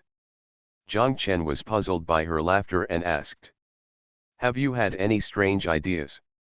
I thought about why in the past, the young and old wives could get along happily, but you guys probably can't. No matter how rich a woman is, if she marries several husbands, both young and old, the family will definitely be in chaos. You men will fight against each other. Arguing, fighting, poisoning, assassinating, stumbling, and all other despicable means are used, just to dominate this wife, am I right?" Wen Wen asked, and she became happy with her idea. She jumped away from Zhang Chen's lap. Zhang Chen let out a long breath and quickly straightened his legs. Wen Wen walked to the windowsill, put her hands on the windowsill, looked left and right, and suddenly made a strong effort, spread her legs, and reached the windowsill. Unfortunately, the windowsill was too narrow, and her head banged against it. On the glass, the center of gravity was unstable, and the whole person fell from the windowsill. Wen Wen and Zhang Chen both exclaimed, "Thank you Win Sanliu, book friend 20210319161140741, for flipping through books every day, catching 2 fishes, and rewarding me at 3 o'clock in the middle of the night. Thank you Win Sanliu, Lu, Daos Hung 123, Tamaki, remember the original intention without seeing the future, in Gross 11, book friends 201812180439543131, Xiaoyang 2005, use history as a guide to learn the world, book friends 202009121135207227 for your monthly votes. Thanks for all the votes and reading. I wish you all good health. The Pentium Era, South to North. Author, Mei Shi Niang. Chapter 1639. The carpet in the Hyatt hotel room was very thick, and Wen Wen fell from the windowsill to the ground, but it was not serious. She laughed while lying on the carpet, spreading her arms and legs and cursing herself. The performance was bad, it was really embarrassing. Zhang Chen walked over and stretched out his hand. Wen Wen grabbed his hand and Zhang Chen pulled her up from the ground. It was starting to get dark outside. Wen Wen said, "Let's go, I'll treat you to dinner." Zhang Chen said he was annoyed and didn't want to go out, so he stayed in the room and asked for food. "Look, I said I can't let you be as tired as an old dog," Wen scolded. "You haven't become an old dog yet, and you don't even want to eat? Let's go, I must treat you today this is the first time I invite you to dinner." Jiang Chen had no choice but to ask, "Where to go?" "The seafood buffet on the first floor is good." "Go away, I don't want to eat at the buffet, go to banana leaf next door and let's eat Thai food." Wen walked towards the closet as she spoke, muttering, "Damn, I still need to put on clothes. It would be great if I could just go out like this." Jiang Chen smiled and said, "Okay, you can go out like this. Anyway, I'm not afraid of embarrassment." "You're not afraid of me?" Wen walked to the closet, turned around with a sound, and asked, "Is it true that I will no longer be your woman soon, so you don't care?" "Nonsense!" Jiang Chen scolded. "What nonsense? What man doesn't want his woman to be beautiful?" Jiang Chen smiled and said, "You are beautiful like this. Then you want your woman to let others visit so many places. Are you a pervert?" Wen asked. Jiang Chen stared at her, speechless. Wen laughed and said proudly, "Did you see that you are no match for me in a quarrel? Let me tell you, that strong man in the past could be made angry with just one word from me. Forget it, I will be merciful and won't do anything harsh to you." Wen got dressed, took her makeup bag, walked into the bathroom, and applied makeup carefully in front of the mirror. Jiang Chen picked up the ashtray on the coffee table, walked to the windowsill, put the ashtray on the windowsill, and stood there looking outside to smoke. After approaching the window, you can have a panoramic view of the lakeside road below, the French plane trees, the huge camphor trees, and the willow trees by the lake. The lights between the branches light up. When viewed from above, every tree seems to be transparent. The green ones are greener, the yellow ones are more yellow, and between the yellow and green, there are crowds of people below. The day has taken away the last light from the earth, and the next lights belong to night. On the lake, there are still a few boats floating slowly, with no direction, as if they can no longer be found. Shore. But at this time, the shore of the West Lake was in brilliant colors, and all the lights were on. The music of the musical fountain could not be heard, but the colorful water curtain could be seen, rising and falling rhythmically, and even the gemstone mountain in the distance. Under the illumination of the light, they all seemed to be transparent. The Baoku Tower stood upright in the light, looking a little silly. Jiang Chen finished smoking a cigarette, and Wen had not yet put on her makeup. When he took out the second cigarette and was about to smoke, Wen had already walked out of the bathroom, glowing. "How about it? It won't embarrass you if you go out, right?" Wen asked. Jiang Chen quickly said no, she was so beautiful that I couldn't bear to break up with her. Wen giggled and said, half seriously and half jokingly, "What a beautiful idea. Do you think you can break up if you want to break up? If you don't want to break up, you can't break up. I have already thought about it, so it's not up to you. I don't think so likes to drag things along." Wen came over, took Jiang Chen's arm, and said to him, "Let's go." The two people walked out the door. Wen and Jiang Chen said, "You are a bit of a mother-in-law sometimes. Otherwise, he Hung Mei would have been taken down long ago, and we would be a little anxious watching from the side." As she spoke, she looked at Jiang Chen and saw that he was not angry. Wen continued, "But luckily we didn't take it down, otherwise nothing would have happened to me, right?" The two of them went downstairs, walked out of the hotel lobby, walked outside to Hubin Road, turned right, walked along Hubin Road, past the Overseas Chinese Hotel, and turned right again at Changsheng Road. The first store they entered was Macau Tolau, and the second store its Banana Leaf restaurant. There is a big fake banyan tree at the entrance. Under the banyan tree is a seafood pool and an ordering counter. Wen told the waiter that she wanted the largest bread crab to make curry crab, and then ordered a stir-fried lobster and a grouper. After steaming black bean sauce, I sat down inside and ordered another charcoal grilled pork neck, grilled squid, and green beans with shrimp paste in a dry pot. Halfway through the meal, Thai chefs and waiters came out to sing and dance with ukuleles, coconut shell harps, Javanese flutes, Malay drums and tambourines. When Wenwen saw them, she immediately ran over and got in among them. Jumped from one end of the restaurant to the other, the customers applauded, and half of the applause was for Wenwen. Wenwen was very proud. When she saw a table with children or old men and women, she stretched out her hands to pull them up and dance together. It was like this for more than half an hour, and then she was greeted by the collective applause of the Thai chef and waiters. "Walk back." Zhang Chen said to her, "You dance well. I thought you could only sing Shaoxing opera." "Of course, I learned it all from that die-hard Qian," Wenwen said. At around 9 o'clock, the number of guests in the restaurant began to decrease one after another, and the two of them had finished eating. The waiter came to pay the bill and handed it to Zhang Chen. Just as Zhang Chen was about to take the card, Wenwen shouted, "No buying." The waiter was startled and didn't know what was going on. Looking at her, Wenwen said, "Oh, I'm paying the bill, you can't accept his card." The waiter laughed. After eating so much, the two of them walked to the entrance of the Hyatt Hotel and didn't want to go in. Wenwen said to hang out some more, and Zhang Chen agreed.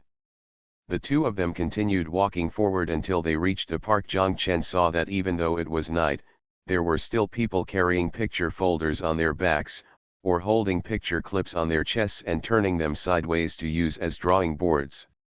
They were painting people here. Zhang Chen thought to himself, it looks like the business he started back then is still alive and well. Zhang Chen approached one of the painters and asked him, "How much does it cost to paint a painting?" The other party said 20 yuan. Zhang Chen took out a 50 sheet, pointed at Wenwen and said, "Draw a picture for her." The other party agreed. Zhang Chen handed him the money and told him there was no need to look for it. The other party quickly said, thank you, boss." He stuffed the money into his pocket, then put the painting folder on his back across his chest, clamped the lead drawing paper and prepared to start painting. Zhang Chen told him, "Lend me your pen and picture folder." The other party didn't know what was going on, but he still gave Zhang Chen the pen and the drawing folder in his hand. There was already a piece of lead drawing paper clipped on top of the drawing folder. Zhang Chen and Wenwen said, "How about I paint it for you?" Wenwen was overjoyed and stood up quickly. Zhang Chen started painting quickly and finished a painting in a few minutes. The people watching on the side exclaimed, "It's so fast and the painting looks really like it." The painter also praised, "Awesome." Zhang Chen released the clip on the painting folder, took off the painting, and handed it to Wenwen. The painter looked at Zhang Chen from the side, remembered something, and shouted, "Brother, are you the one who filmed a man's history of oil painting?" Zhang Chen smiled and asked without comment, "Where are you from?" "American," said the painter. Zhang Chen looked at him and said with a smile, "You guys from the National Academy of Sciences don't even wear your school badge when you come out now." Zhang Chen recalled that back then, the brothers from Zhejiang and the United States used the shining school badge on their chests to steal their business here. The painter patted his thigh and said, "Here he is." Zhang Chen looked down and saw a China Academy of Art school badge pinned to his jeans on his crotch. Zhang Chen returned the brush and painting folder to him, patted his shoulder and said, "Goodbye, buddy." Wenwen held the rolled painting in one hand, put her other hand into Zhang Chen's arm, and the two of them walked towards the Hyatt Regency Hotel. After entering the room, Wenwen couldn't wait to turn on all the lights in the room, and then spread the painting on the coffee table. As soon as she let go of her hand, the painting rolled up automatically. Wenwen took the teacup lid and rolled the four corners. "Suppress it, hold your hands in front of your chest, bite your thumb, and look at the painting with your head down." After looking at it for a while, Wenwen asked, Am I really that good looking? Jiang Chen smiled and said, of course, I haven't heard what others are saying, the painting looks really similar. Wen Wen turned to look at Jiang Chen, pointed at the painting on the coffee table, and continued, it's so beautiful, and you want to dump her, are you stupid? Jiang Chen nodded, a little bit. Wen Wen sighed, walked over, patted Jiang Chen, and said to him, let's go take a shower. Our time is now counting down. The two lingered in the bathroom for a long time and came out. When they got to the bed, Jiang Chen was already a little impatient. Wen Wen opened her big eyes and looked at him blankly. Jiang Chen was surprised and asked, what's wrong with you? Do you think we should have a formal farewell ceremony? Wen Wen asked. Jiang Chen couldn't hold it back and laughed. Wen Wen giggled and turned around to hug Jiang Chen. As soon as their bodies came into contact, they both felt itchy and immediately separated with laughter. Wen Wen thought, get up, she rolled out of bed and shouted, the show is about to begin. She walked to the window, opened the curtains with a swipe, and shouted outside, everyone comes to see, everyone comes to see. She turned around, walked back, and fell on the bed. Jiang Chen stretched out his hand and hugged her when Wen Wen's cell phone suddenly rang on the bedside table, and Kinkin's voice called. Damn, where are you? Hurry up and answer the phone. Hurry up and answer the phone. Jiang Chen laughed loudly. Wen Wen reached for the phone and pressed the answer button. Kinkin's voice came out on the phone. Where are you? Are you hanging out with Mr. Jiang? Yes, we are meeting each other frankly. Do you want to come? Wen Wen asked. If you want to come, I will not squeeze him dry and let him leave some strength for you. Go away, you are not serious, where are you? Qian scolded. Didn't I tell you, Mr. Jiang and I are together, we are in room 502 of the Hyatt Regency Hotel. Wen Wen said, come or not, this room is quite high-end, you can see the West Lake, and you can also see Baoka Tower. Go away, you idiot, Qian cursed and hung up the phone. Jiang Chen had been holding it in, but now he couldn't hold it in any longer and burst out laughing. Wen Wen also smiled and said, you laugh, you continue to laugh. If this diehard still doesn't believe it, I'll let her listen to your laughter. Wen Wen said that she really wanted to dial the phone. Jiang Chen waved his right hand and put the phone on the carpet. With a pull of his left hand, Wen Wen fell on the bed. The corner of her mouth was still grinning. Jiang Chen saw that there were tears hanging from the corners of his eyes. Thank you Qian Dad, gradually enlarging pupils, Pole Starfelt, and book friends 2020912113520727 for your monthly votes. Thanks for all the votes and reading. Have a good evening everyone.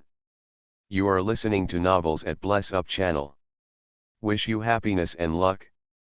Please subscribe to receive new novels. How do you feel about this novel? Please like and leave a comment. The Pentium Era, South to North. Author, Mei Shi Niang. Chapter 1640. Below Jiaofang, the Western Zhejiang Technical School, about 200 meters away from the Wu Opera Troupe, moved to Hangzhou and merged into the Zhejiang Hydropower Technical School. In the original campus, except for some retired personnel, they guarded their dormitories. Waiting for the demolition, there are basically no people around. West Zhejiang Technical School belongs to the Provincial Electric Power Bureau. After the relocation, conflicts arose between the Electric Power Bureau and the Yongcheng local government. The Yongcheng city government believes that the land acquired at that time was unclear and it was one of the many units that were established after the hydropower station was built. These units occupied most of Yongcheng County at that time. Now these units have to be moved. Naturally, the land must be repaid to the Yongcheng city government without charge. The Provincial Electric Power Bureau believes that the entire Yongcheng County was a barren land at that time. This land was originally created by them by digging mountains and filling ditches. Although the land is still state-owned land, the name on the land certificate belongs to their Western Zhejiang Technical School. How can any of it be returned? Of course, the right to dispose of this land belongs to them. They are also considering whether to build a sanatorium or training center here. The gate of West Zhejiang Technical School is opened on the main street of Yongcheng, and the other side is close to Xianan River. Everyone knows that this is a piece of fat, and they will not give in to each other, so they turn over the conflict and the dispute reaches Hangzhou. When they arrive in Hangzhou, the Electric Power Bureau, it is a unit with real power. The most important thing is that the successive heads of the province are all from the electric power system, and the relationship is intricate. After all, the Yongcheng city government is a first-level local government, and their opinions have to be considered by the higher authorities. Of course, the Hangzhou city government is also on their side. The two sides were in a stalemate and fell into a tug-of-war. Although the Western Zhejiang Technical School had moved and the gate was closed, the sign at the gate was still hanging there, and the on-duty staff and retirees inside were still there, as if they had become hostages. The Yongcheng city government has nothing to do. The gods were fighting with each other, but Tan Shehen was immortal. Regardless of this, she found the Provincial Electric Power Bureau and asked them to rent the vacant school hall and dormitory building. The Provincial Electric Power Bureau knew that her purpose in borrowing the assembly hall and dormitory building was to move the original Wu Opera Troupe personnel and practice rooms here. All the buildings on Jiaofang were to be demolished to build dormitories. The office director of the Provincial Electric Power Bureau originally graduated from Zhejiang West Technical School. As soon as he heard about this situation, he immediately agreed. He explained the reasons for his agreement to several directors. They all thought it made sense and immediately agreed. Agree. The director's reason is very simple. As long as this house is lent to the Wu Opera Troupe, the Yongcheng city government will not only have to solve the problems of their retirees, but also the problems of the Yongcheng Wu Opera Troupe. Once the Wu Opera Troupe borrows this house just 2 years. In the past 2 years, whoever dares to raise the issue of the demolition of the West Zhejiang Technical School in the Yongcheng city government will have to solve the problem of the Wu Opera Troupe first, and whoever will cause trouble will have 2 more years. The Provincial Electric Power Bureau immediately signed a loan agreement with Tan Shehen and the others, and the loan was for free. The reason for the loan was simple: to support Yongcheng's cultural undertakings. Things went so smoothly that even Tan Shehen and Zhang Chen felt strange. How did they know that there was such a thing? The Yongcheng city government watched the Yongcheng Wu Opera Troupe move into the Western Zhejiang Technical School and was helpless. They even saved the money for renovating the office building and dormitory building. You are looking for a dormitory building and a practice room. What can you say?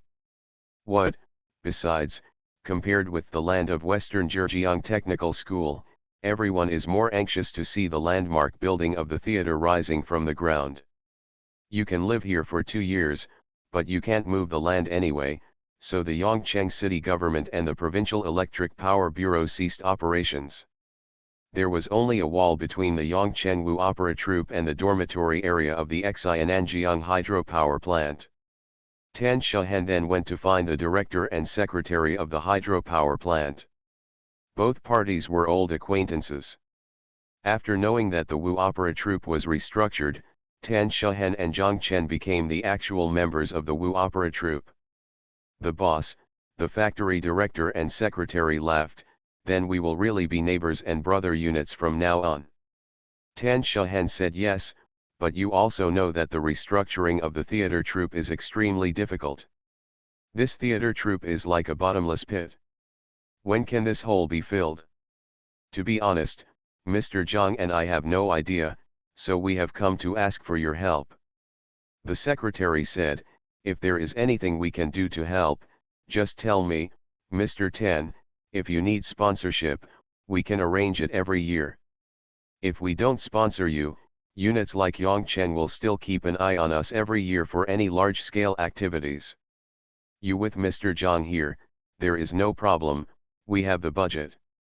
While the secretary was talking, the factory director kept nodding beside him. Tan Shahan quickly said, I don't need alms, I just want to borrow some space. Tan Shahan told the factory director and secretary the purpose of her visit, and the two of them readily agreed. 5 dormitory buildings are to be built above Gaohong. The space is a bit tight. Later, part of the mountain needs to be excavated, but the mountain cannot be dug too deep. In front and to the right of Gaohong, there are roads below. There is no other way. The only thing I can think of is the wall on the left, separated from the hydropower plant. The factory director and secretary agreed that Tan Shahan and her family should build their house on the land boundary, which is where the current partition wall is, which will be the outer wall of their dormitory in the future. In this way, it will be equivalent to the dormitory area of the hydropower plant, and the entire dormitory area will have to be set back a few meters. Although it is now a flower bed. This also means that it will only be a flower bed from now on. After the hydropower plant is agreed, the land on Gaohong will be enough. After the theater was demolished, 5 huge billboards were erected near the street. On the 5 billboards, the buildings designed by Jason and the others were drawn, from the dangerous main building to the future shadows inside. The city and small theater, as well as shopping malls and supermarkets, and of course, the hotel's Sky Garden are indispensable. This place has since become a place where Yongcheng people like to stop and discuss, look at the billboards, and then lie down in the gap between the billboards to see how the construction inside is going, whether they are familiar or not. People who are familiar with each other have something to talk about and have fun with. Every night, the bang-bang sound of the pile driver and the ramming sound of the frog rammer were heard from the construction site. It could be heard throughout Yongcheng. Before this, no building had been constructed. There would be such a big movement. Listening to the bang-bang sound, everyone seemed to be hearing the heartbeat of Yongcheng's vigorous development. The people who feel most proud are the people in the troupe. The new building is under construction and the old one has been demolished. There are so many new people in the troupe all of a sudden, and the student class is still expanding.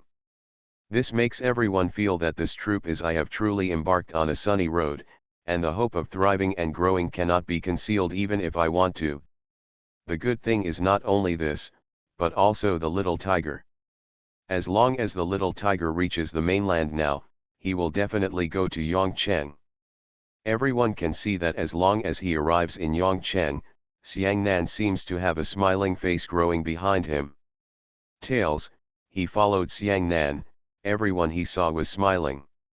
Coming with Zia, who is the person in charge of a cultural foundation under Taiwan's Fuban Financial Holdings. They have signed a 10-year sponsorship agreement with Yongcheng Wu Opera Troupe Development Co., Limited. The foundation will sponsor Yongcheng Wu Theater every year. The troupe's RMB 2.8 million is earmarked for rehearsing new plays.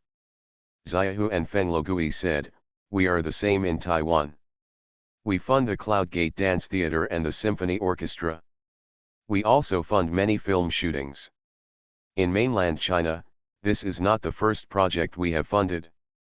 Mr. Bai Xianyang's project, we also have funding." In March, Xiangnan and the 2 newly recruited actresses followed Xiaohu to Taiwan. They stayed in Taiwan for 12 days, specifically to observe and learn from the Cloudgate Dance Theater.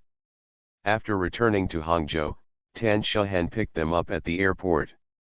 They had dinner with Zhang Chen at the Tuxianjiayuan Hotel in the evening. Xiangnan said to Tan Shahan and Zhang Chen, "I now know what it means to do a career as a career. Uncle Zhang Chen, you are right, teacher Lin Huiman and the others are indeed a group of believers, not only in rehearsals and on stage, but also in life. I think we also need such a group of believers, the believers of Wu Opera. This can't be solved by holding a meeting. I think we need to instill a lot of concepts into the young students when we are in the student class. I have already talked with Xiaohu. We agreed to send a teacher from the student class to study next time." Xiangnan chattered to them, Zhang Chen was right, Xiang Nan, your idea is very good. This time I came to Taiwan, I have been thinking that we must arrange new plays and have new plays so that we can attract more audiences, especially young audiences. I have never gone to see Mr. Bai Xianniang's plays, nor have I watched before watching teacher Lin Huiman's dance, who would have thought that Kun opera and dance would still have an audience, but when I arrived at the theater, I was scared. What's wrong, Nanan? Tan Shahen asked. It's all young people. Think about it, can you imagine that so many young people would come to listen to Kun opera, Xiang Nan said, so I think that any type of opera can last for hundreds or thousands of years. It's not impossible. The reason is that it is definitely not just for the elderly. Young people cannot see it in our theaters now because there is actually nothing for them to see. Zhang Chen nodded and said, yes, the dramas written by Li Yu back then are just like the popular TV dramas now. Every time a drama is released, there will be a lot of fans. Drama is inherently popular culture, and it should be welcomed by the public. Right. Xiang Nan nodded. She looked at the other two girls, and said to Zhang Chen. We have been discussing along the way that we must arrange new plays. Why do young people not like to watch old plays? We think there are two reasons. One is a play that everyone knows, like The Legend of White Snake. I don't know how many movies have been produced. Everyone has no expectations for this story and is tired of watching it. We can't always rely on high-level dramas. This is a gimmick. It's an old drama that everyone is not familiar with.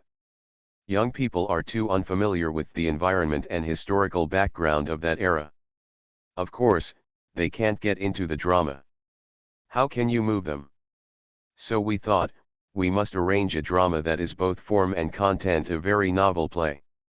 Nanan, what show do you want to rehearse? Tan Shahen became interested and asked. New Wu Opera. Xiang Nan said, I want to arrange a play Shakespeare and Tang Xianzhu. They are both great dramatists and of the same generation.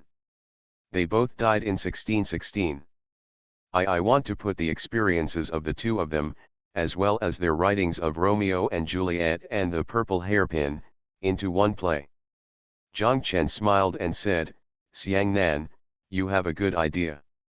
Was it inspired by Zhang Guangtian? A bit, Xiang Nan said with a smile, but I want to go further. Uncle Zhang Chen, you have to help me with stage design when the time comes. Zhang Chen said yes, no problem.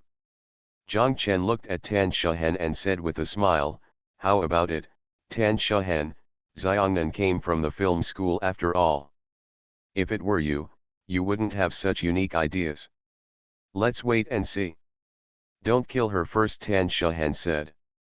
Xiang Nan sighed, what I need most now is to find someone to write this play. Didn't Lao Yang say that I could introduce you to a screenwriter? Zhang Chen asked. All the people he introduced are too old and can only write old plays. I want to find young people to write this play, Xiang Nan said. Wen Wen has already posted the news on Weibo and is looking for capable people across the country. This living person. Zhang Chen was surprised and asked, Wen Wen goes to the construction site every day now, she still has time to take care of your Weibo. She has always been in charge, and she is very energetic, Xiangnan said. She is always quarreling with people on the internet when she has nothing to do. As a result, others think that I, Feng Xiangnan, am an aggressive rooster. Her character is almost destroyed by her.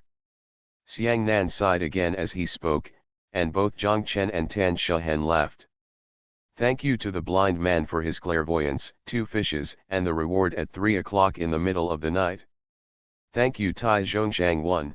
Book Friends 201812180439544131, Humor Tribe, CYTYP, Lao Chen Tang, a Scandancer, and How, in Gross 11, Piao Ling Yu, Book Friends 201705172254399985, Reader 11963189776326410224 for your monthly votes. Thanks for all the votes and reading. I wish you all good health. The Pentium Era, South to North. Author, Mei Shi Niang. Chapter 1641. The land for Zhang Chen's logistics base mainly came from several sources. The biggest one was Sun Ho, who mobilized their provincial branches across the country to help him implement it. There was also brother Xiao Huang, who helped contact various military regions and the army's military-to-civilian land.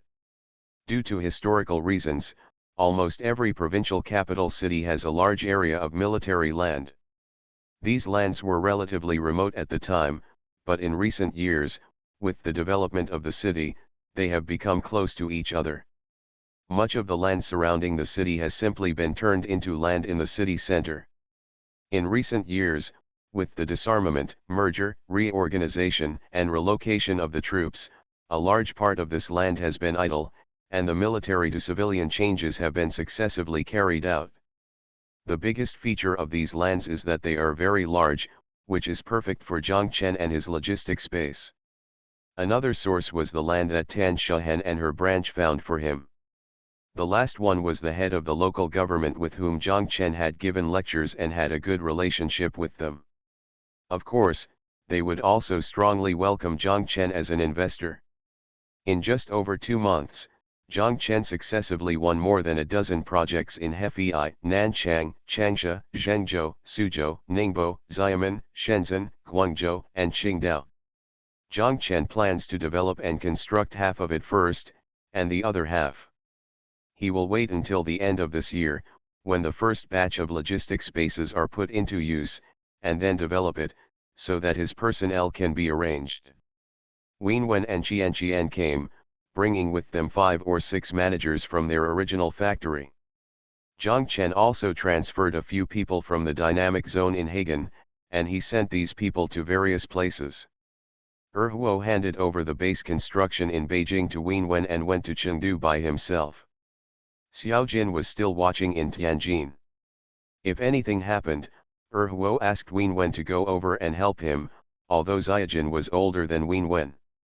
But when it comes to actually doing things, it still doesn't work, and he needs Wenwen's help.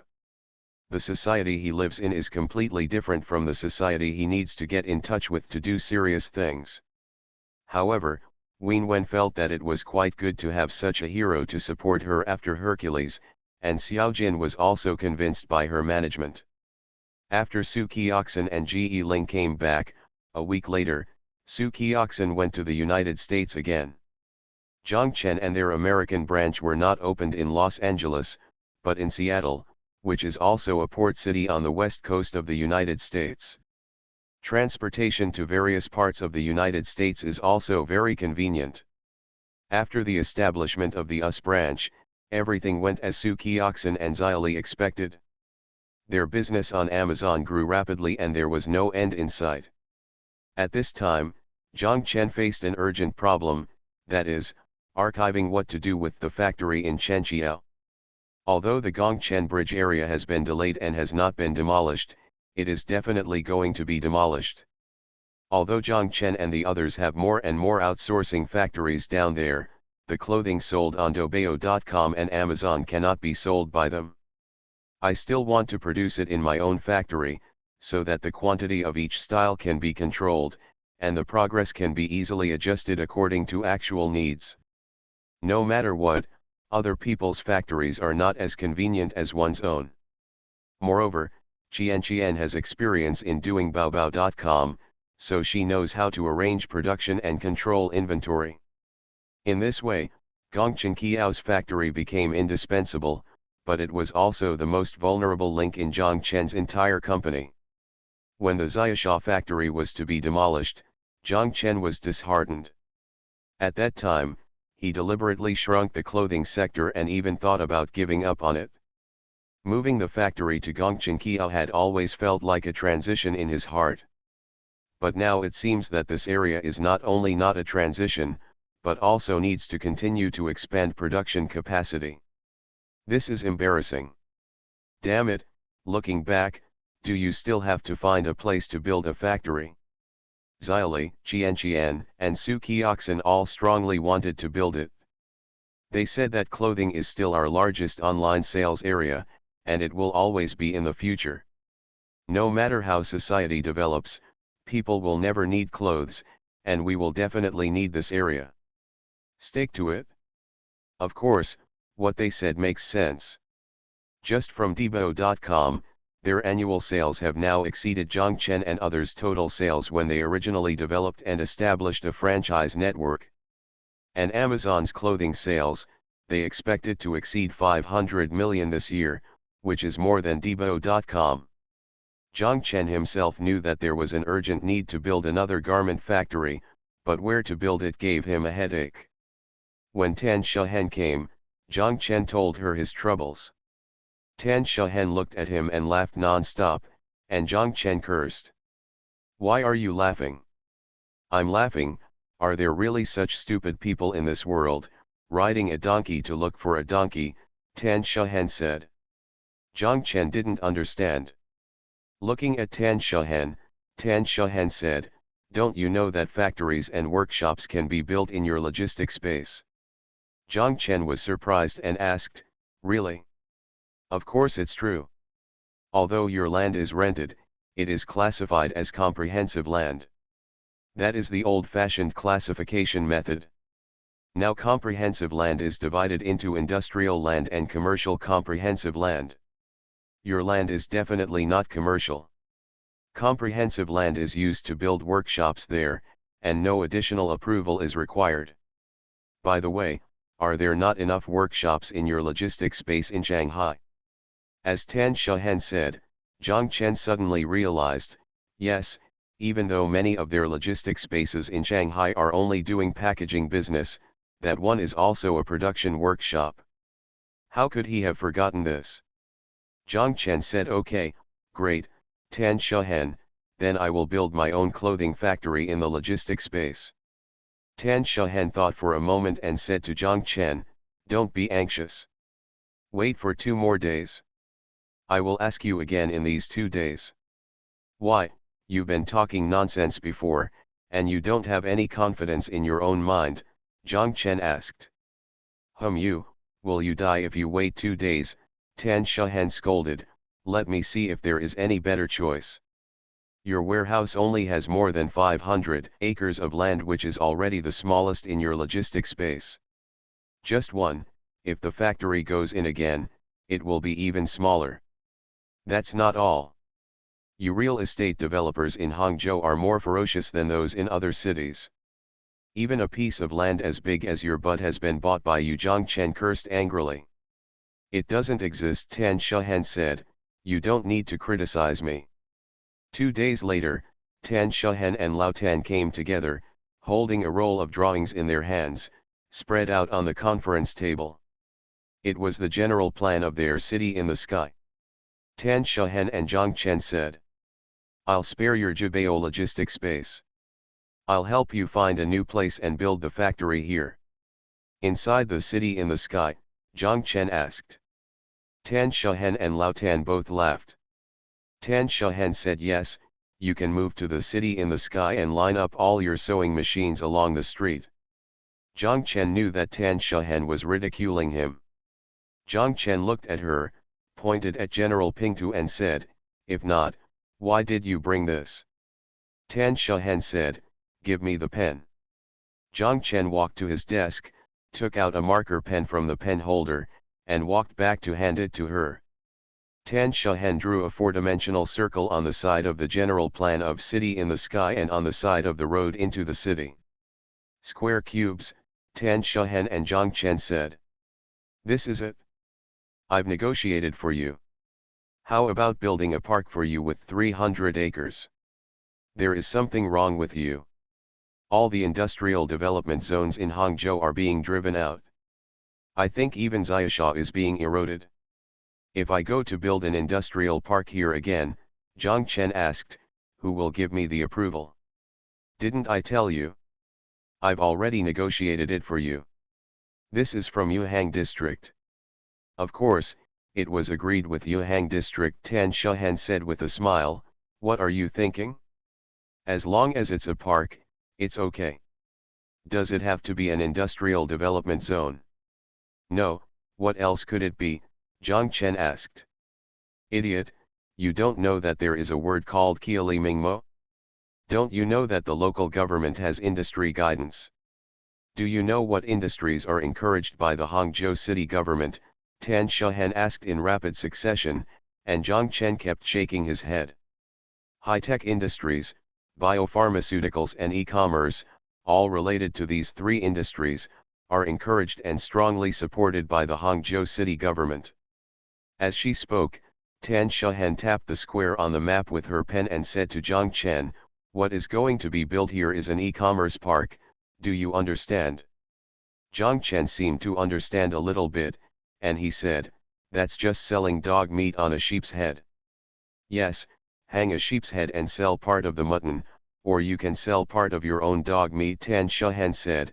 "In the future, there will be software companies and business incubators here.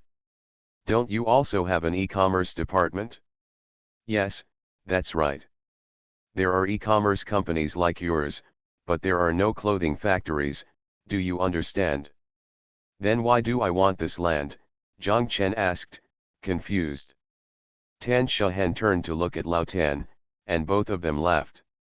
Tan Shahan said, "Well, what I said is right, this person is not only stupid, but also pedantic." Lao Tan said, "Zhang Chen, when you applied to open this park, of course you couldn't write down a clothing factory. If you did, why would they grant it to you? Just write it like Zhen Zhen said, it is used to house e-commerce companies and high-tech industry. Every item is in line with the local government's industrial orientation. Once you get the land, what you do with it is your own business. Most of the houses built in the park are rented to the companies Zhen Zhen mentioned, but your own clothing factory can be used as a supporting factory for your e-commerce company and opened inside. The Land Management Bureau is the Land Management Bureau. The Bureau only manages it based on the nature of the land, and they don't care about the industrial orientation. Of course your garment factory can be built on industrial land. In a word, after you get the land, what you want to do with it is up to you. Also, your park is still a supporting project of my Sky City, do you understand?" Tan Shahan said. "Supporting projects, what supporting projects?" Zhang Chen was puzzled again. "Sky City plans to house 100,000 people, but there are almost no industries around it. With such a huge population in our Sky City, what will happen to their employment? After your park is established, it will be our Sky City supporting industrial park, otherwise, how do you think they would agree to approve it so quickly?" Zhang Chen understood and shouted, "Another clever name." "Yes, you finally figured it out," Tan Shahan said with a smile.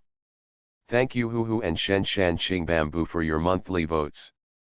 Thanks for all the votes and reading. Have a good evening everyone.